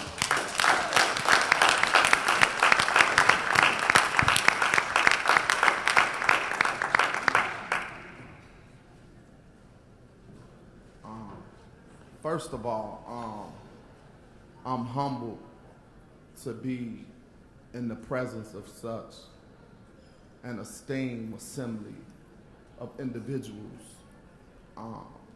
not just individuals who were elected to a position, but individuals who volunteered to sacrifice their life so that others might live in freedom. Each and every individual who raised their right hand and swore and took an oath that said, I'll be willing to lay down my life so that others might be free. I'm humbled to be in your presence, to speak before you, and to acknowledge you for the service you provided for me and my family. Thank you.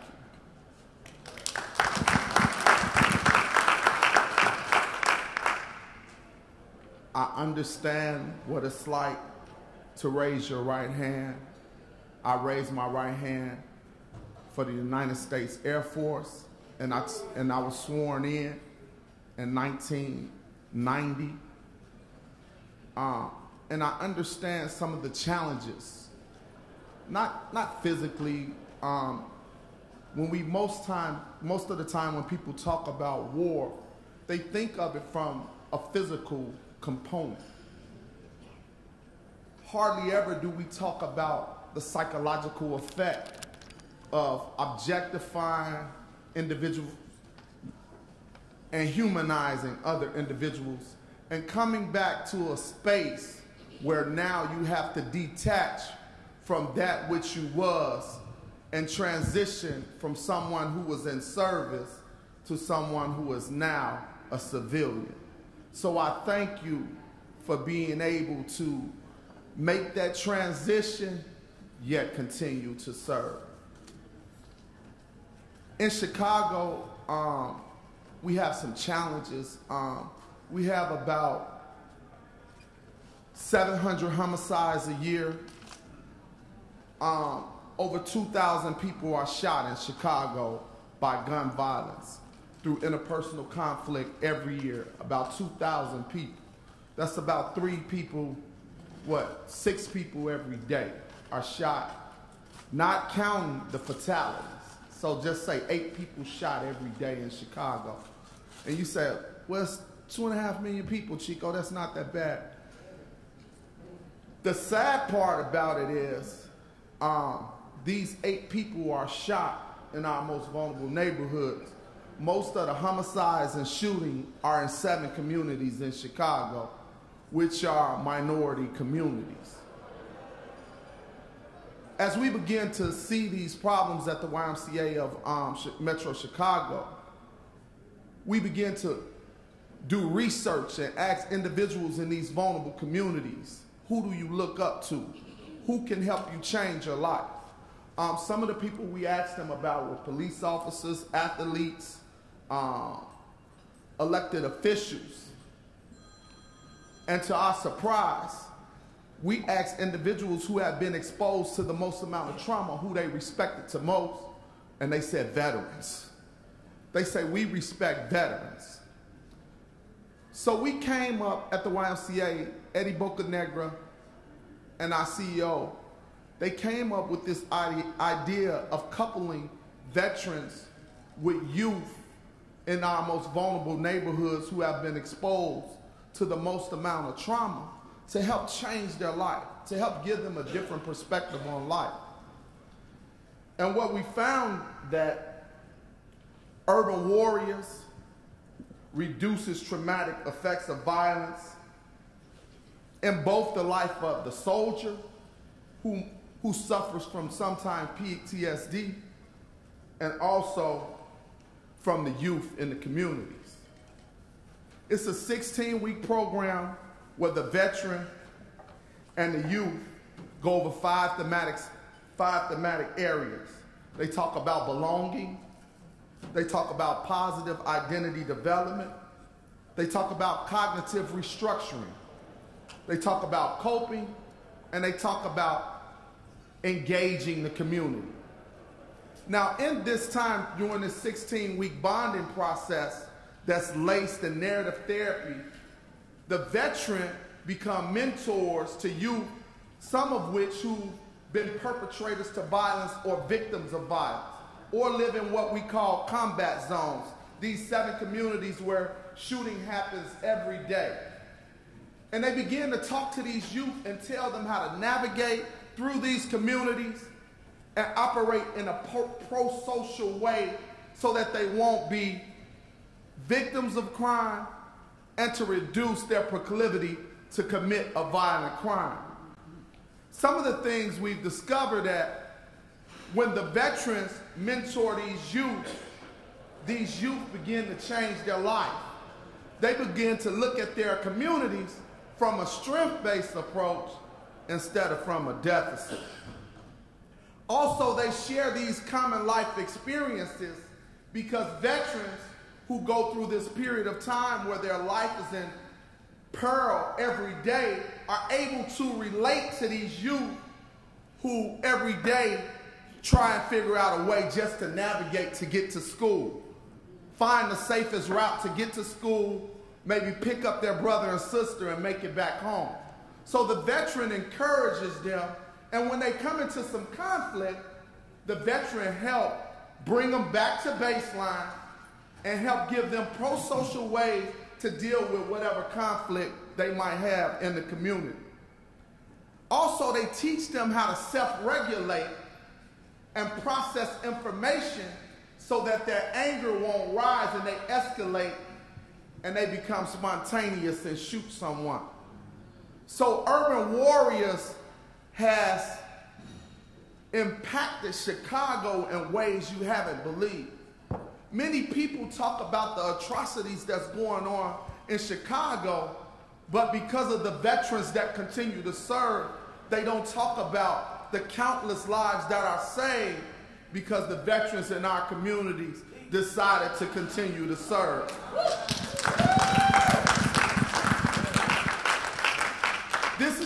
This is not just a feel-good program where individuals sit down and just have chit-chat. No, it's a trauma-informed care approach to violence by individuals taking this therapeutic approach to talk to individuals who've been impacted by violence and trauma from living in a condition that's conducive to violence. And many veterans understand when you go over to a foreign land and you engage people who are surrounded by gunshots, they are more inclined to commit a violent act when they're in a conflict than individuals who live in a peaceful environment. So I'm grateful that veterans have continued to serve. I'm overcome sometimes that they are volunteering to come out because they want their communities to be better. In many cases, the veterans that serve are the veterans that went away from these 7 vulnerable communities. When they come back, they feel obligated to change the community so that the community don't reflect the place they just left when they went off to war. Research. Because we wanted to have it research-based, we have done research from the University of Chicago, one of the most prestigious institutions in the world, from Northwestern, and research shows that through the assistance and mentorship of veterans, that the high doses of stress in the youth have declined, that the youth have developed coping skills, that the youth have took alternative methods to violence, and that the program, in fact, is indeed working. In closing, I thank the veterans for serving, for protecting us, but also I thank you for coming back and continuing to serve. Thank you.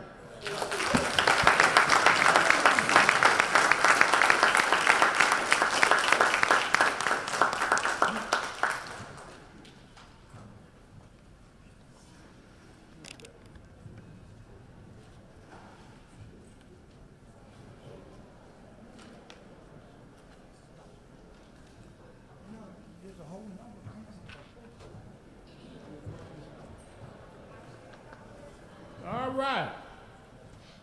I hope y'all got the message. Veterans got a role in dealing with this violence in our neighborhoods, all right, and communities. Got a role. All right, now,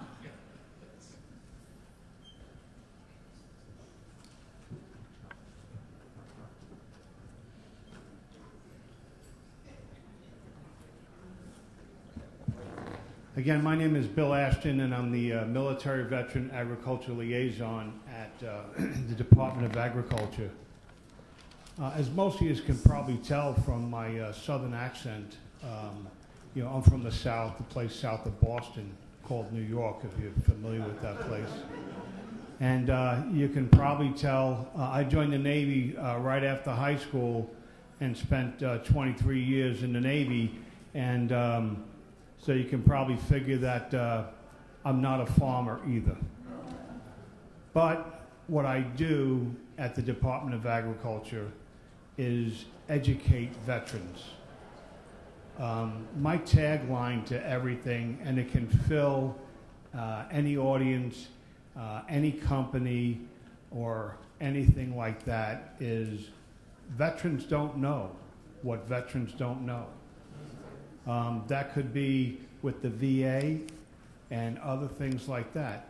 Well, I'll tell you, I've been in this job for 8 months now, and boy, I'll tell you, I didn't know what the Department of Agriculture does for veterans. Our Secretary Sonny Perdue, a former governor of the Peach State, and I see some of the young ladies down here from Georgia. And, okay. Well, they need to change their hats. All right, I don't mean to start anything here now. But our secretary is a farmer. Our secretary is a veteran, an Air Force veteran, and he is a veterinarian. And the Department of Agriculture honors our veterans. And we operate with 3 pillars: employment, education, and entrepreneurship. And I'll just kind of give you an overview of those there. In the employment section, we want to increase how many veterans we have working in the Department of Agriculture. We have 100,000 employees. We are in 2,100 counties throughout the United States. And so we're looking for veterans to come back and look to work for the Department of Agriculture. When I first did a little research on the job, I always thought agriculture just dealt with farming. And boy, did I get a rude awakening when I came here. The USDA, as many of you may know or may not know, is a bank.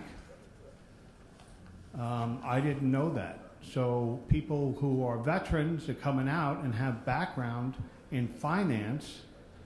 We need those type of people because we do loan processing. And we do loans for farms, obviously. But one of the other things I never knew was we actually give loans for homes. If you're looking to buy a home in rural America, then you can come to USDA and ask for a loan for us for that house. So in the employment side of it, I talk to people about the different things that we have available. One of them is criminal investigations. And then somebody says to me, do you really have problems in the USDA? And what I tell them is, you know, we talk about insurance. And just like if your car is in an accident or your house for some reason with the floods and everything like that, somebody's coming out and going to do a report on what was done. Well, our military police, our master at arms, and people like that from the military have the background on how to write reports, and we like them. Those are the type of people we want to hire. In the Army, and I believe the Air Force, they also have a military occupation specialist that do food inspection. Never knew that. We do food inspections. You know, when you go into the grocery store and you see, you know, inspected by USDA, these people are actually doing it. We hire those people directly because of some of the veterans' preferences that they have. So that's pretty much our employment. In the education world, the University of Purdue has done a study and said approximately 57,000 jobs a year from 2015 to 2020 are going to be needed with people with higher education degrees, bachelor's degrees, and et cetera, in agribusiness and any kind of agriculture, whether it's the technology. And there was two things in particular that really threw me for a whack, and I always have to put it out there, because the secretary is in fact a veterinarian. We hire veterinarians, and in some of the services, I believe it's the Army and the Air Force, they actually have veterinarians in the service. But the other one was a thing called precision ag, and I couldn't figure out exactly what it was. And I tell people when I speak to precision ag, I talk about when you see the pictures of perfect crops going down there, I kind of thought maybe somebody was photoshopping those and just making them perfect. The truth of the matter is these tractors of today have GPS and are actually ensuring that everything is straight with that. And the last part of the pillar is entrepreneurship, and that's what farmers are. They're entrepreneurs. But what people don't know is, again, we have the responsibility at USDA to develop rural America. You talked about the urban farming, which was another thing I had no idea. When I first took the job, I kind of figured it would be like the Green Acres song, Not so much. The gentleman that was working with me turned around and said, "You better Google urban farming." And I had no idea of what that really meant. And for those of you who don't like to get your hands dirty, like myself, there's hydroponics. There is no dirt. And they're PVC pipes with water running through them and planting. And I was like, holy cannoli. I couldn't believe this was being done. So in the entrepreneurship, not only the farmers, and as anyone who has any experience, as John had said and others have said, farming is a family affair. It is not one person. And when I talk to veterans about farming, I tell them a couple of things, because I'm just going to paint the picture as it is. And John, I think you would agree when I say what I'm going to say is, one, if mom and dad didn't give you the land, you're going to go into debt. And USDA, one of the things that I found in the 8 months that I've been there is they do not want you to fail. We talk about some of the extensions and some of the programs that are out there. Again, veterans don't know what veterans don't know. We have people that will come out and check your soil and things like that. And so when I talk about, rural America and entrepreneurship, the other thing is, and I always have to tell, any Marines in the audience? Okay. So I was up in Maine, my first farm I've ever visited in my life in February. And I had an audience of veterans, and one of them, I said, how many people are from rural America? And so a bunch of people raised their hand. How many have come from a farm? And the hands went down, and there was about 10 of them. And so I picked one gentleman, and I said, tell me, are you going back home? And he said he wasn't going back home. And I said, why would you go back home? Because the average age of a farmer today is about 64 years old. And we need those young people to come back, because veterans fill the bill of what a farmer does. They have a mission, and they have a purpose in life. And that purpose is to feed everyone. And I'll just be up front. If we don't get them, we're going to have a national security crisis. So I says to the Marine, I says, well, why aren't you going home? And he says, listen, I watched my family 7 days a week, morning, noon, and night. My mom and dad thought a vacation for me when I was in high school was working on the farm full time. Not what I wanted. He said, so the only way to get out of that was to do the honorable thing and join the military and serve our country. And I thanked him for serving the country, but I said, I'm still not getting why you don't want to go back. Marine, looking pretty well in shape. And he says, well, I don't want to do that. So you're going to go to school? No, I'm going to get a job. Okay, at least you're going back home and getting a job. No, I'm not going back home. I said, what do you mean you're not going back home? And he said, there's no jobs there. So I looked at him again and I said, you know, Marine, you look like you're in pretty darn good shape. And he said, thank you. I said, why don't you go home and start a CrossFit? And he looked at me with the deers in the headlight and said, a CrossFit? What does USDA have to do with CrossFit? I mean, what are you doing, putting cows on treadmills or something like that? No. I said, what we are responsible for is the building of rural America. So we want them to go back home. We want them to be entrepreneurs. And so we will help them. Our secretary has worked with the Small Business Administration to help veterans get loans for small businesses. So that's what we're doing at the VA, at USDA. But I work very closely with the VA.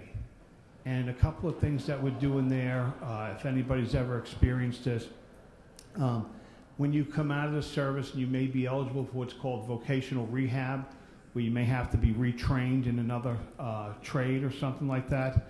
Well, we're working with the VA because a lot of their counselors were not aware of what agriculture was all about. And so soon, next month to be exact, we're going to be on a telecon educating their counselors on that. The VA has also done a study that says people who have PTSD, agriculture helps them. And the fact that that happens, and I said help, it doesn't cure it.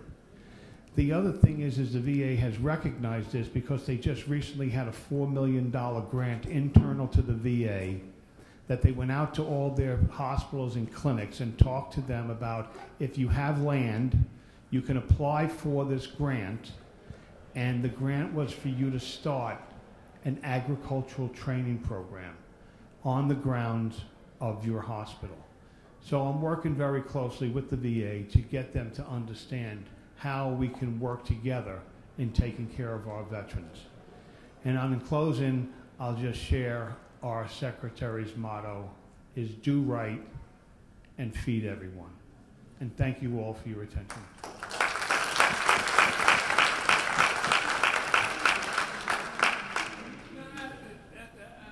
must admit, not being in Washington, Purdue, is that the same as Chicken Purdue? No, it's spelled differently. Oh, okay. All right. When I hear Purdue, I think of chickens, okay? All right, let's give a round of applause for our first panel. And we're inviting, come on up. We had a couple of greeters scheduled. Is Louis Davis still here? Okay. Is Sylvia Cyrus still here? Come on up. All right, gentlemen, if you would unloose your seat, and allow this next panel to come up.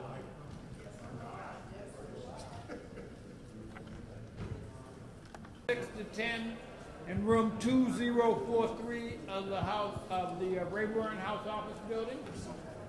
We have greetings from the World War I Centennial Commission, who is doing a reception tomorrow at 1 o'clock from 1 to 3 at the Renaissance Hotel. And we have greetings from Asala, that's doing their national convention in Indianapolis next month. All right? So we're going to let Tiger go first and bring greetings from AARP. Yeah, I'm going to be very brief, and I'm going to ask everybody to kind of like stay for the panel and all. But I'm Delegate Clarence Tiger Davis, retired from the Maryland Legislature at Morgan State University. And whenever you retire, everybody think you have nothing but time on your hands. So I ended up state president for AARP. And it's AARP that's going to sponsor the reception tonight, the awards reception. And I want all of you to remember that if you get a chance, click on AARP and go to the veterans page, because over the past 5 years, we have made sure that veterans would rise to the forefront of AARP. And that's it. God bless you, and let's move forward. All right.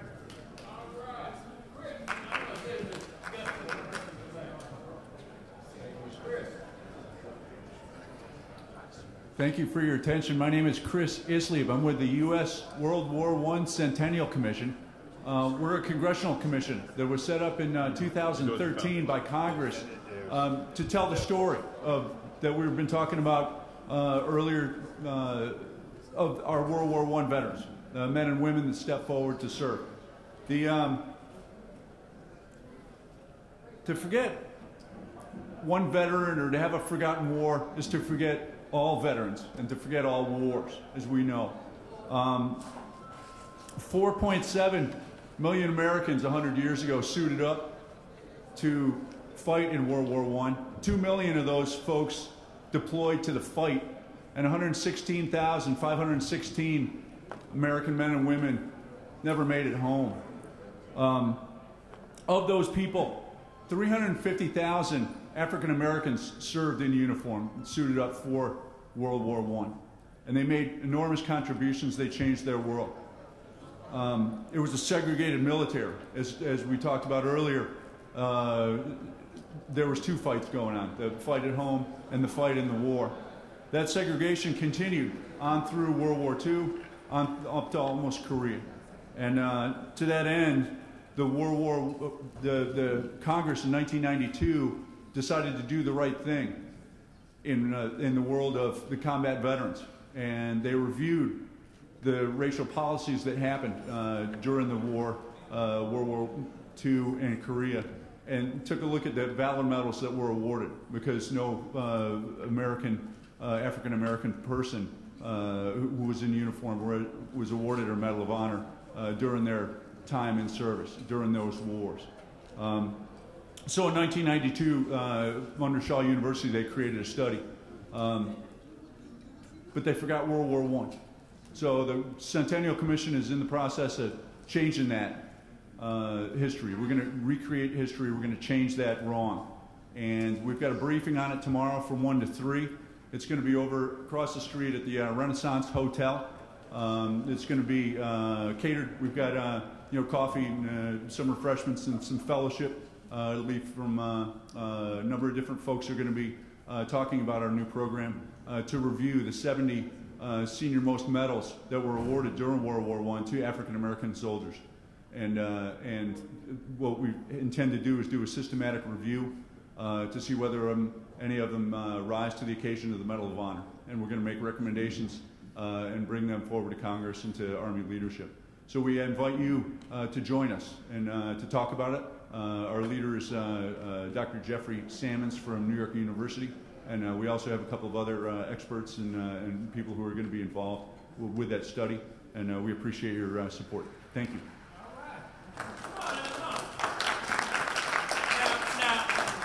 Now a dignitary, a new dignitary, I know I'm going to lose my good job with the Braintrust behind this, and you got to forgive me, Congress. Oh, that's fine. Don't worry about it. We're working on this for 30 years. It's okay. The first African-American congressperson from the 7th Congressional District has just entered the room, a longtime friend of mine's, new to the CBC, one of the newest members, Ayanna Pressley. Come on up here. Come on up here. Come on up here. Thank you for breaking from protocol. I'm pleased to be on the stage with each of you, esteemed leaders in your own right, and to join this venerable institution and to do what I've always done, and that is to be an advocate for veterans and military families. And I want to thank Ron Armstead for his friendship and his leadership example all these many years, and just thank each and every one of you. I know we say these things and it can feel and sound cliche, but it's no less true. I'm a living embodiment of the fact that freedom is not free, and I'm so grateful for all those who came before me, who made it possible for me to serve. And so I am the Democratic nominee for the 7th Congressional District. I do not have a Republican challenger, so I'm the presumptive winner.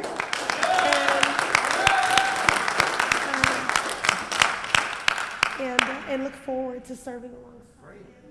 Yes, and that's it. So I hadn't expected to speak. I really just came to see my friend. Listen, you gotta take some pictures of us because see, I'll catch heck going back to Boston. No. But thank you for everything that each and every one of you is doing. And you said you've been doing this for 30 years. You know, it is incredible that we have to continue to be so vigilant in this space. You know, we shouldn't have to fight or lobby or work this hard, but I'm so grateful that you continue to do it. And I look forward to lending my sweat equity and my feet and my advocacy to this effort with you as well.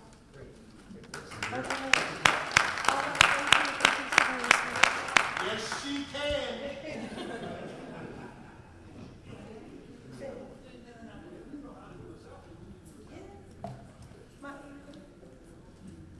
Good afternoon, everyone. My name is Sylvia Cyrus, and I'm the Executive Director of the Association for the Study of African American Life and History. And it is our honor, and we refer to ourselves as ASALA, that's how we pronounce our acronym, to be asked to bring greetings at this 30th anniversary of the Veterans Braintrust. I am the proud daughter of a World War II veteran.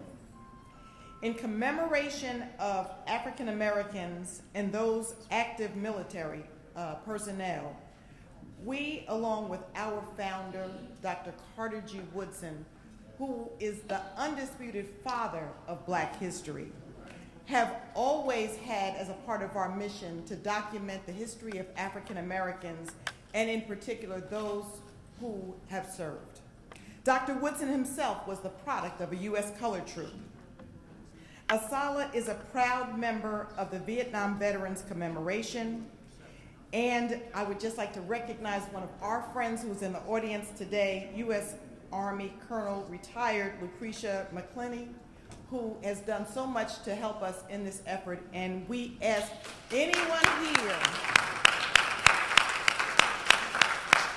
who is not a partner, if you have an organization in your community, we ask you to go to the ASALA website, click on the partnership page. We're at www.asalh.org, and you too can become a partner to recognize those Vietnam veterans who came home, unfortunately, not to the best conditions, and they really deserve our support. And so to support Vietnam veterans, our association this year has named the theme, the Black History theme, African Americans in Times of War. And in this partnership, we are recognizing and pinning Vietnam veterans. We started this in February at our annual Black History Month luncheon, and we will do it again in Indianapolis at our 103rd annual conference. We've been around for 103 years in Indianapolis, where we will salute this theme, where we will have over 200 sessions, many of them on our theme and other aspects of cutting-edge research in our history. And none other than our own Ron Armstead will be a presenter on our session. And I will tell you something about those 6 degrees of separation that are only 3 because you don't know the names. You've heard some folks mentioned here today, and Tiger, I don't know if he's still here, is one of our life members. And Jeff, who's on your session, who you just mentioned, is the presenter on one of our plenary sessions at our conference in Indianapolis. So I'm going to try to get by and see him. And Brigadier General Wayne Black, 81st Division, is the first African American to lead a division in the Indianapolis National Guard, has agreed to serve as our honorary conference chairman. To the Boyd family, we would love to air your documentary at our 2019 conference in Charleston, South Carolina, October 2nd. So you and your wife, put that, I know you handle the details, put it on the calendar because we would love to have you there. Let me just take a few seconds to just share with you why this association chose for the 2018 annual Black History theme, African Americans in Times of War. This theme commemorates the centennial and end of the First World War in 1918 and explores the complex meanings and implications of this international struggle and its aftermath. The First World War was initially termed by many as the Great War, the war to end all wars, and the war to make the world safe for democracy. Those very concepts provide a broad, useful framework for focusing on the roles of African Americans in every American war, from the Revolutionary War era to that of the present war against terrorism. Times of war inevitably provide the framework for many stories related to African American soldiers and sailors, veterans, and civilians.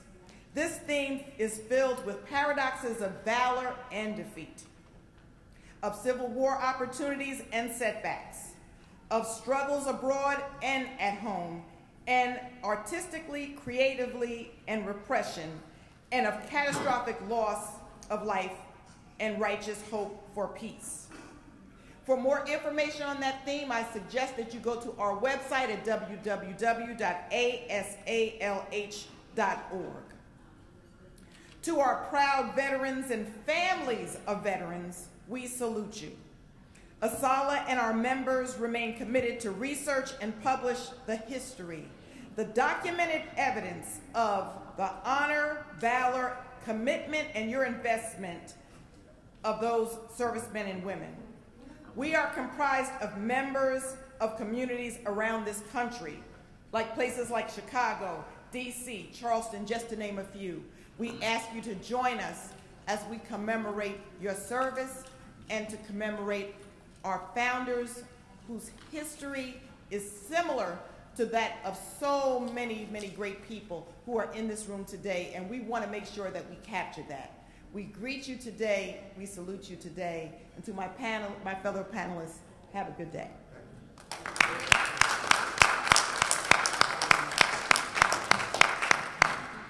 And yes, I'm a life member as well. Listen, now in some circles I call this saving the best for last. All right? My original concept was there was only going to be one panel discussion, and it was going to be about 30 years working and advocating and fussing. But it turned out to be two panels because as a good soldier, I had to follow the instructions of the congressman. But this was the panel that I was most enamored about, to talk about the unfinished business of the 20th century. And that is recognizing one of our iconic heroes, Dory Miller, and his quest, the quest for the Congressional Medal of Honor. So without further ado, I'd like to introduce former Congressman, how do you say it? Former Congressman Joseph, named like my son, DeO'Garty from New York, who has labored on the Dory Miller issue for over 30 years and originally introduced legislation with the late Mickey Lee. Can we give him a round of applause? Thank you. Do we have any more film left in that camera? You still we want to at least get this on the record, because I know the audience is pretty much dissipated. But I'm delighted to be here. I'm a persistent guy. You talked about the Harlem Hellfighters. Well, I started the Congressional Hellfighters to get this thing started 30 years ago with Mickey Lee. That's how much resistance that we faced with the military to correct historic injustices, especially historic racial injustices. I didn't know when I became a congressman in 1985 that 1,550,000 black Americans served World War I and World War II. And until this fine military historian came to my office in Mount Vernon, New York, and told me, Joe, you're the only one to respond to a letter that I had Governor Cuomo send to the 30 congressman delegation. There were no women at that time in that delegation. And I need to come to visit you. So he came to visit me, Dr. Ramsey, and I said, well, you know, let's go over this letter again, because I can't believe what I read. And what he told me was 1,550,000 black Americans served And not one got our nation's highest military award, the Medal of Honor. It's not called the Congressional Medal of Honor. It's called the Medal of Honor. It's the highest award.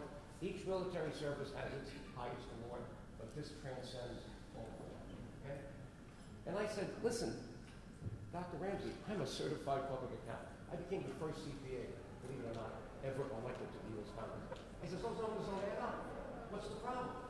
He says, well, did you know there was segregation in World War I and World War II? I says, no, I'm from a lower middle class family from the Bronx. My parents are immigrants. They had no education. We moved to Westchester County when I was 15, 1957. And I said, no one taught me that. I had a pretty good education. Fordham Prep, Fordham University, Jesuits. And I said, you know, this is too big for me to handle alone. Reagan was the president. I'm a junior member of the Minority Party, and I have learned about Mickey Leland. We had done some work together. He needed a Republican. I'm a registered Republican, but parties don't mean anything to me, as you can see. He needed a Republican to go against President Reagan because he was about, with executive order, no, he did put an executive order to eliminate food stamps. And nobody would sit with it, but I did. And little did I know that would then earn me a full partnership with the chairman of the Black Caucus, Mickey Leland, to do what you're hearing me say today. But little did I know he would die 2 years later, delivering food and medicine to poor people of Ethiopia. And that's why you see over here this date of death. So I am carrying this on, as I've said so many times, in his memory. A wonderful guy. And when we get that medal, and we will get this medal for Dory Miller, I can assure you, he's number 10. I worked on 9. Well, we will get that medal for Dory Miller. There's no question about it. It's going to be not easy, but I believe this is the year we've got to do it. And there is something going on right now in Waco, Texas, where he comes from, with Eddie Bernice Johnson.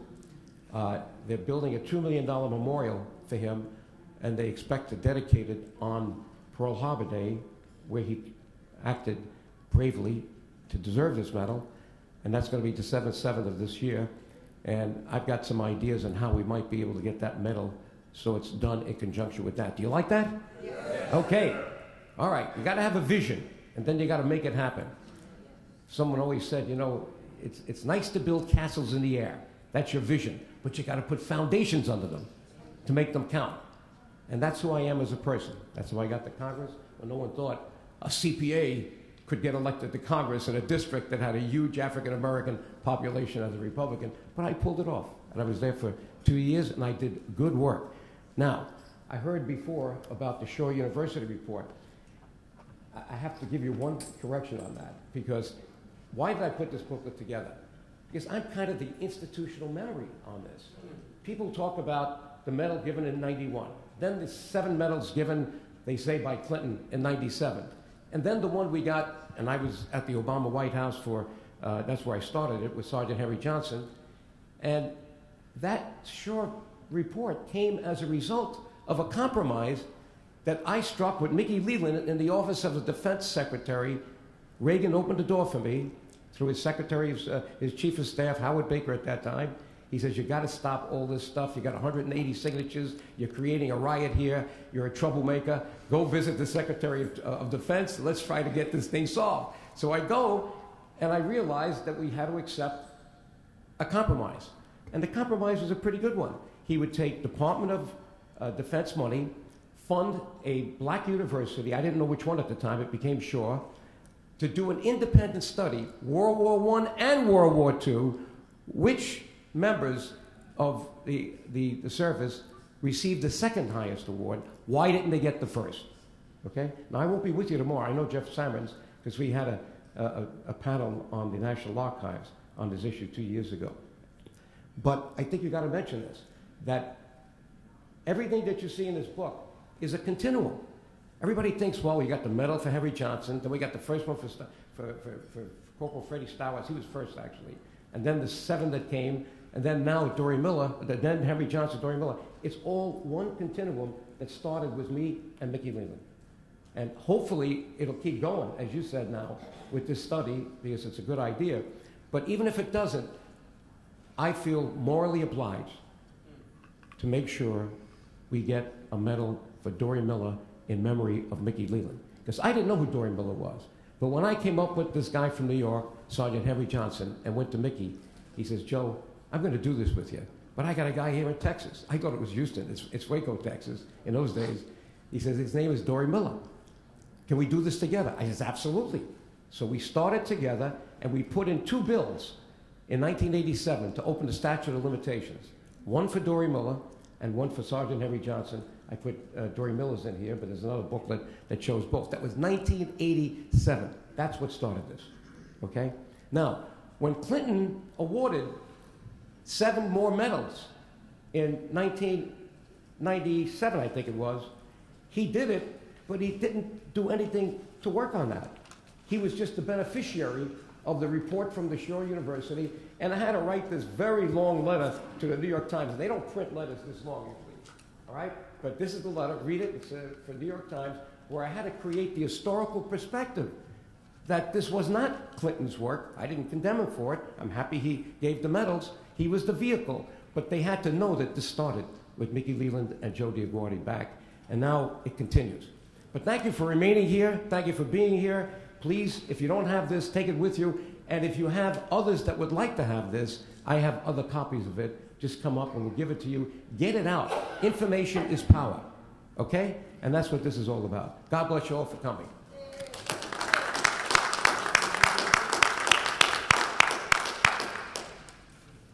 And in continuing the discussion about Dory Miller, we have Professor, is it Robert Miller? Robert Chester. Chester, I wanted to call you Miller. No, okay, he's related. Professor Robert Chester from the University of Maryland. Let me get my mouth right. University of Maryland has written an excellent article on Dory Miller. It's published in one of the academic journals. Let's welcome Dr. Robert Chester.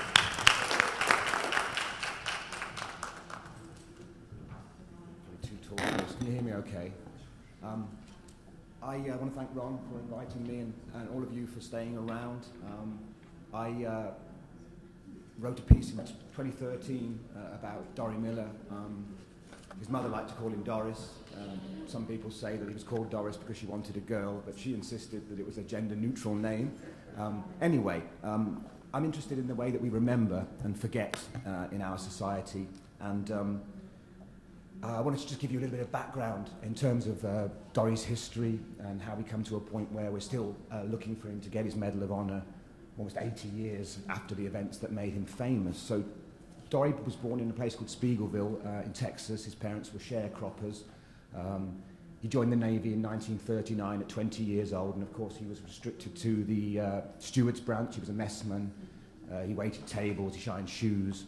And on December 7th, 1941, he was suddenly catapulted to fame. He was called up from below decks by an officer who thought that he would be useful. He was a big man, 6 foot tall, 200 pounds. And Doris, first of all, helped to carry his captain, who was mortally wounded, away to safety. And then, despite his lack of training, he manned a machine gun and fired at Japanese planes. I have heard all sorts of numbers in terms of how many he shot. Might have been 1, might have been 16, depends which sources you read. But after that, he leapt overboard and helped other sailors to safety. He might have been forgotten. The Navy would have had it that way. They didn't want him to be remembered. It embarrassed them that one of the few heroes of Pearl Harbor was, of course, a man subject to segregation and inequality. But it was the efforts of the NAACP, the National Negro Congress, and the black press, which pressed the Navy into making Doris Miller's name public. The Pittsburgh Courier took a leading role in this, while the Navy resisted, claiming that allowing black troops to serve alongside whites would create destructive and undermining conditions. Frank Knox, Secretary of the Navy at the time, was an ardent segregationist who felt that black people were not capable of doing the things that Dory Miller had done. So they tried to avoid the issue, but the black press wouldn't let them. And the Pittsburgh Courier said there was another guy, Joseph Lockhart, a white sailor, who had warned of the Japanese attack on the morning of Pearl Harbor, and he was promoted and given a speaking tour, whereas Doris was left below decks And the Pittsburgh Courier said, in the one case where the boy is white, he is returned to this country and advanced to a commission. In the other case where the boy is black, he is returned to the kitchen and given a mop. Eventually, the Navy had a dilemma to face because, of course, on the one hand, they didn't want to affect morale in the black community. They wanted black people to be on board with the war, but they also didn't want to acknowledge Doris as the ultimate kind of hero who would get a Medal of Honor. So they gave him a Navy Cross in May '42, and he was the first black sailor to be awarded a Navy Cross. And he became, among African Americans, a real folk hero at the time, alongside Joe Louis, who was serving in the army, if not in combat. Songs were sung about him, poems were written by Gwendolyn Brooks, Owen Dodson wrote a song, buttons were passed out, posters that looked nothing like him were issued and sold to people to be a Dory Miller booster, but the Navy was still reluctant to let him come home on a tour. That eventually happened again due to the agitation of black newspapers and organizations, and Doris came home in November of 1942 and went on a speaking tour, which was pretty much of a success, but he was returned back to duty very quickly, and he died in the Pacific aboard the USS Liscombe Bay around Thanksgiving of 1943, and it's one of the sort of tragic ironies of this story. I've been in the archives looking at the history of this, and his parents received the word that he had was missing in action on December 7th, 1943, so 2 years to the day after Pearl Harbor. After the war, Reverend Elmer Fowler, who was a Chicago preacher, took up the cause of Doris's memory, and he campaigned for a Medal of Honor that the Navy did not want to award. And that, of course, is a campaign that's been carried on by the congressman here and others ever since. Elmer Fowler named an award after Doris Miller, and it was given to notable African Americans year after year. Jackie Robinson got it, Mary McLeod Bethune got it, John F. Kennedy was given the award after his assassination for his efforts in promoting civil rights. And then in 1972, which is the last award I've managed to find, it was given to the recently departed Aretha Franklin. So they kept Doris's memory alive in this way. Schools were named after him, buildings were named after him, and American Legion posts also, but his memory was kind of fragile. Ebony magazine published a number of articles to remember Doris, so that he wouldn't be forgotten. And of course, as a scholar of the military history, one of the things that I think is most important is that we don't lose track of the past, that we remember people appropriately, and that we note the long service to the country of African Americans in many capacities within the military, even when they weren't permitted to be alongside white people, and the Navy was particularly reluctant about that. So Doris Miller has recently been remembered in film, not that recent anymore, but Cuba Gooding Jr. played him in a brief role in the movie Pearl Harbor, but very little was made of the Navy's reluctance to honor him. Instead, they emphasized the Navy Cross Award and his heroism as a marker of a step forward towards desegregation of the military.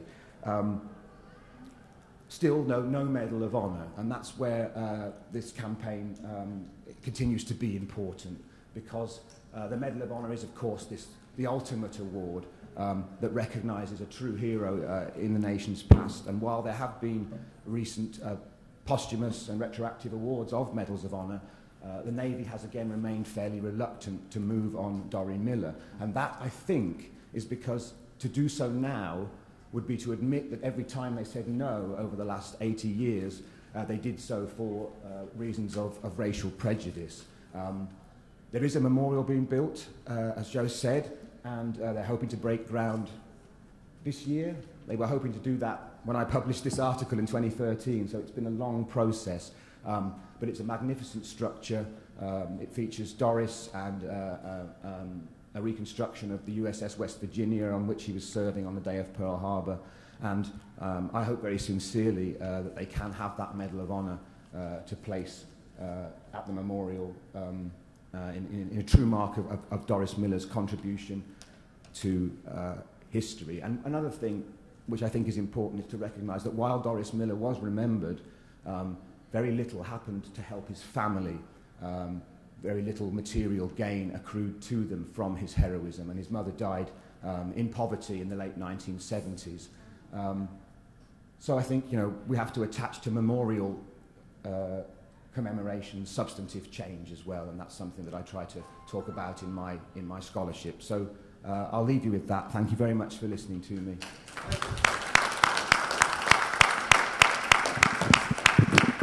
Could I put a footnote on that? Yes. Because I went to the African American Museum in Washington the day after we had this wonderful panel at the National Archives.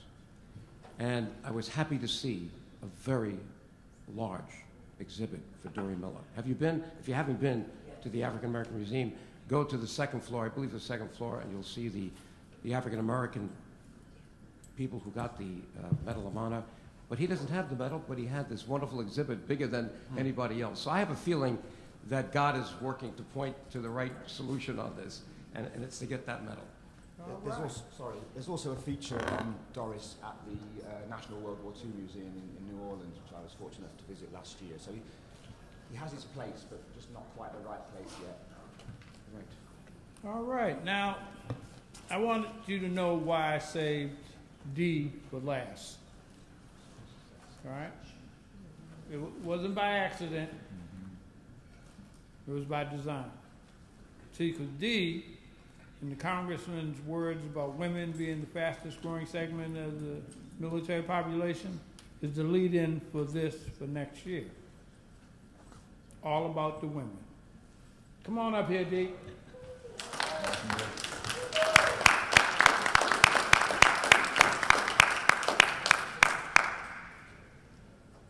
Hello to everybody. I'm going to ask if you've served in the women, if you've served in the military, could you please stand? Awesome.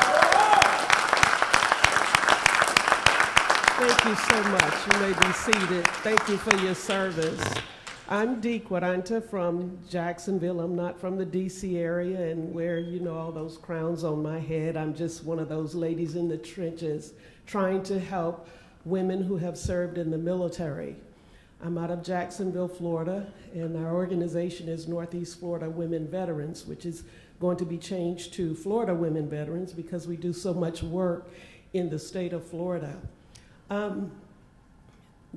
One of the things that, we say we are helping women veterans excel beyond their own expectations.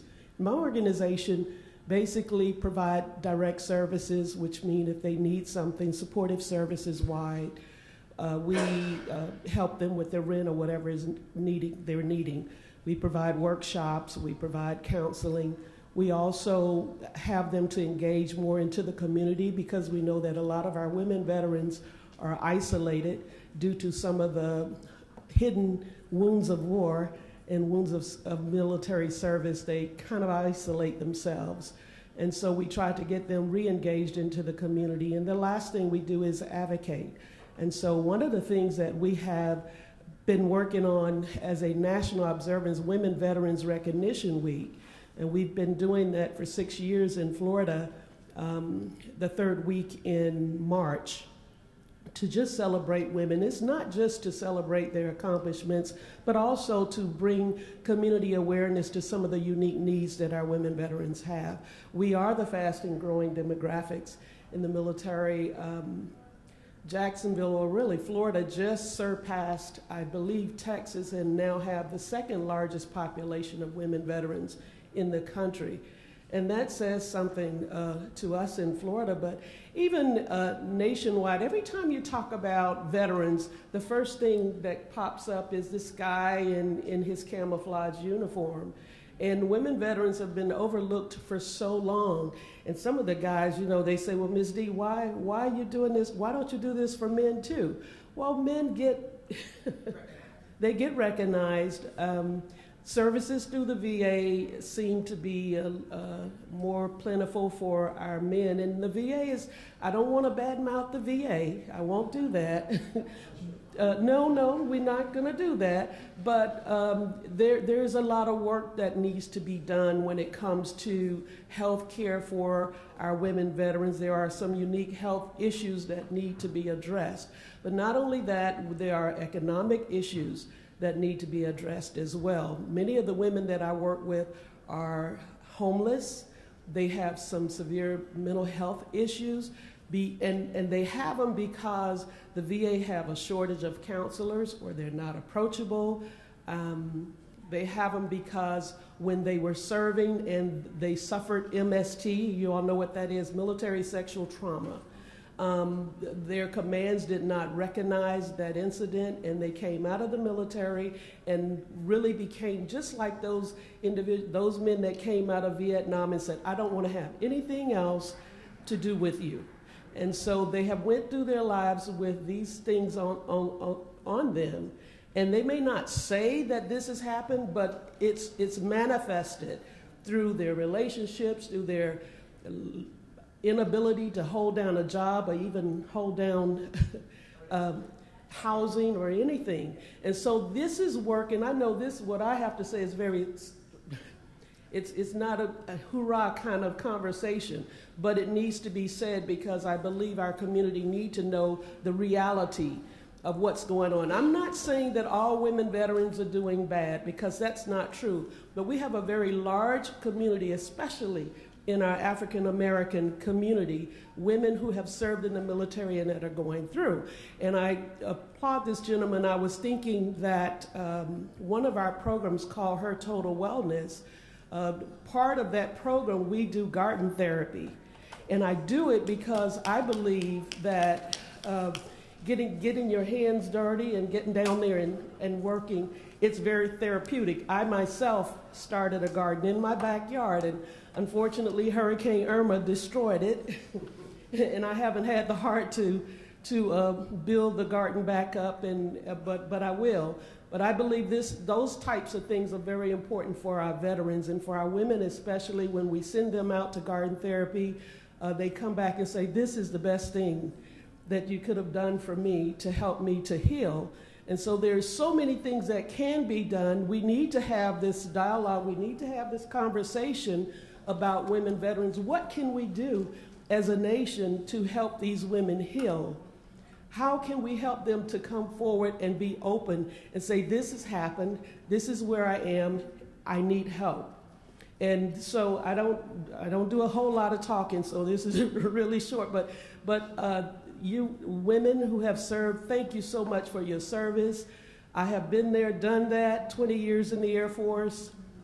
I know the struggle of coming out of the military and readjusting. And why is it so different? And some of the men are looking like, Well, you know, I always tell the story about when we come out of combat. Typically, when the guys come out of combat, they can come home, they can just go in their room and just chill and try to deal with it, right? But you know, I know when I came home in my uniform, just not even coming out of combat, I didn't have time to come out of my uniform. The kids were already on my ankle. And so you don't really have time to readjust. Am I saying it right, ladies? Okay. You really don't have time to make that adjustment, because you go right back into, if you're married and have kids and in the military, you go right back into that family mode. And so you don't have time. And we say, just put on your big girls what? Right. And keep it moving. And we do. But the problem is sometimes there are triggers that happen, and all of a sudden, all of those things that have happened come flooding out, and that's when we have a problem. And so I just want to get you to thinking today about women veterans a little bit more.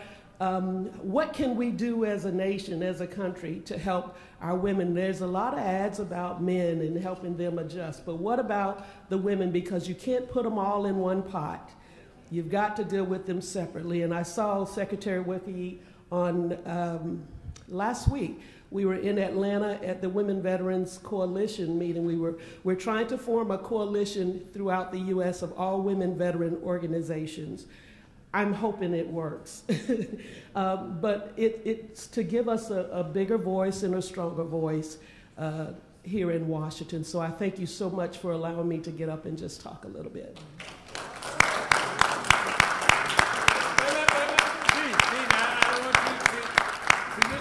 This is how how it works. Now, I didn't do 20 years in the service, but I do have accolades. I was the senior E3 in the Navy all 4 years. Right? So I know everything about E3s, E2s, E1s are just coming in. See, I don't know nothing about being a general or colonel or none of that. But I'll accept, I think what I've heard is I'll accept the resolution from the floor to dedicate next year's Braintrust session forward to women veterans. Now, can I hear from the floor? I gotta hear. See, because if it's documented, I can take it back to Bishop and say, listen, this is what they want. And not Ron, it's not Ron.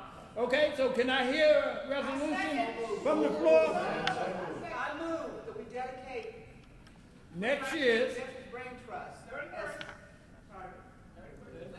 the 31st as women's veterans. Can we get a second and a third? Second and third, okay. So moved. Next year's Veterans Brain Trust will be dedicated to women veterans. Now to add, since I couldn't do this this year, we have scheduled a meeting a session for tomorrow at the Kennedy Recreation Center from 10:30 a.m. to noon on women veterans. I had to do it separate because they couldn't get any space here in the convention center, and as you've seen, it was no way to really focus totally, not that we're oblivious to it, all right?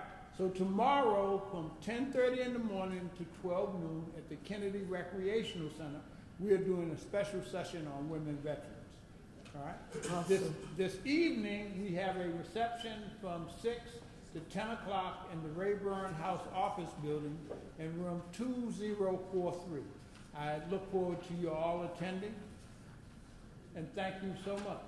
Okay. I got a hand here. Did you got? I'm just going to say, Dr. Hankins, please put amendment on that. I want to make sure you cover female veterans benefits. Okay. All right, covering female veterans benefits. Okay. And I'd like to take a picture of the women veterans. If you could come up front here and we could get a picture of y'all and see, I can. Okay. I want to first, before we go, Tony, could you please stand, please? This is Senator Tony Hill, who has been a great advocate for women veterans down in He looks familiar. Good to see you, Tony. He's been a great advocate for our women veterans down in Florida. He's connected now with Congressman Al Lawson. And I just want to let you know that they have been great advocates for our organization as well as the things that we're doing for women veterans. So I wanted to recognize him. We can do it down here, or you can come up if it's not. Miss McClinney, would you join this picture here?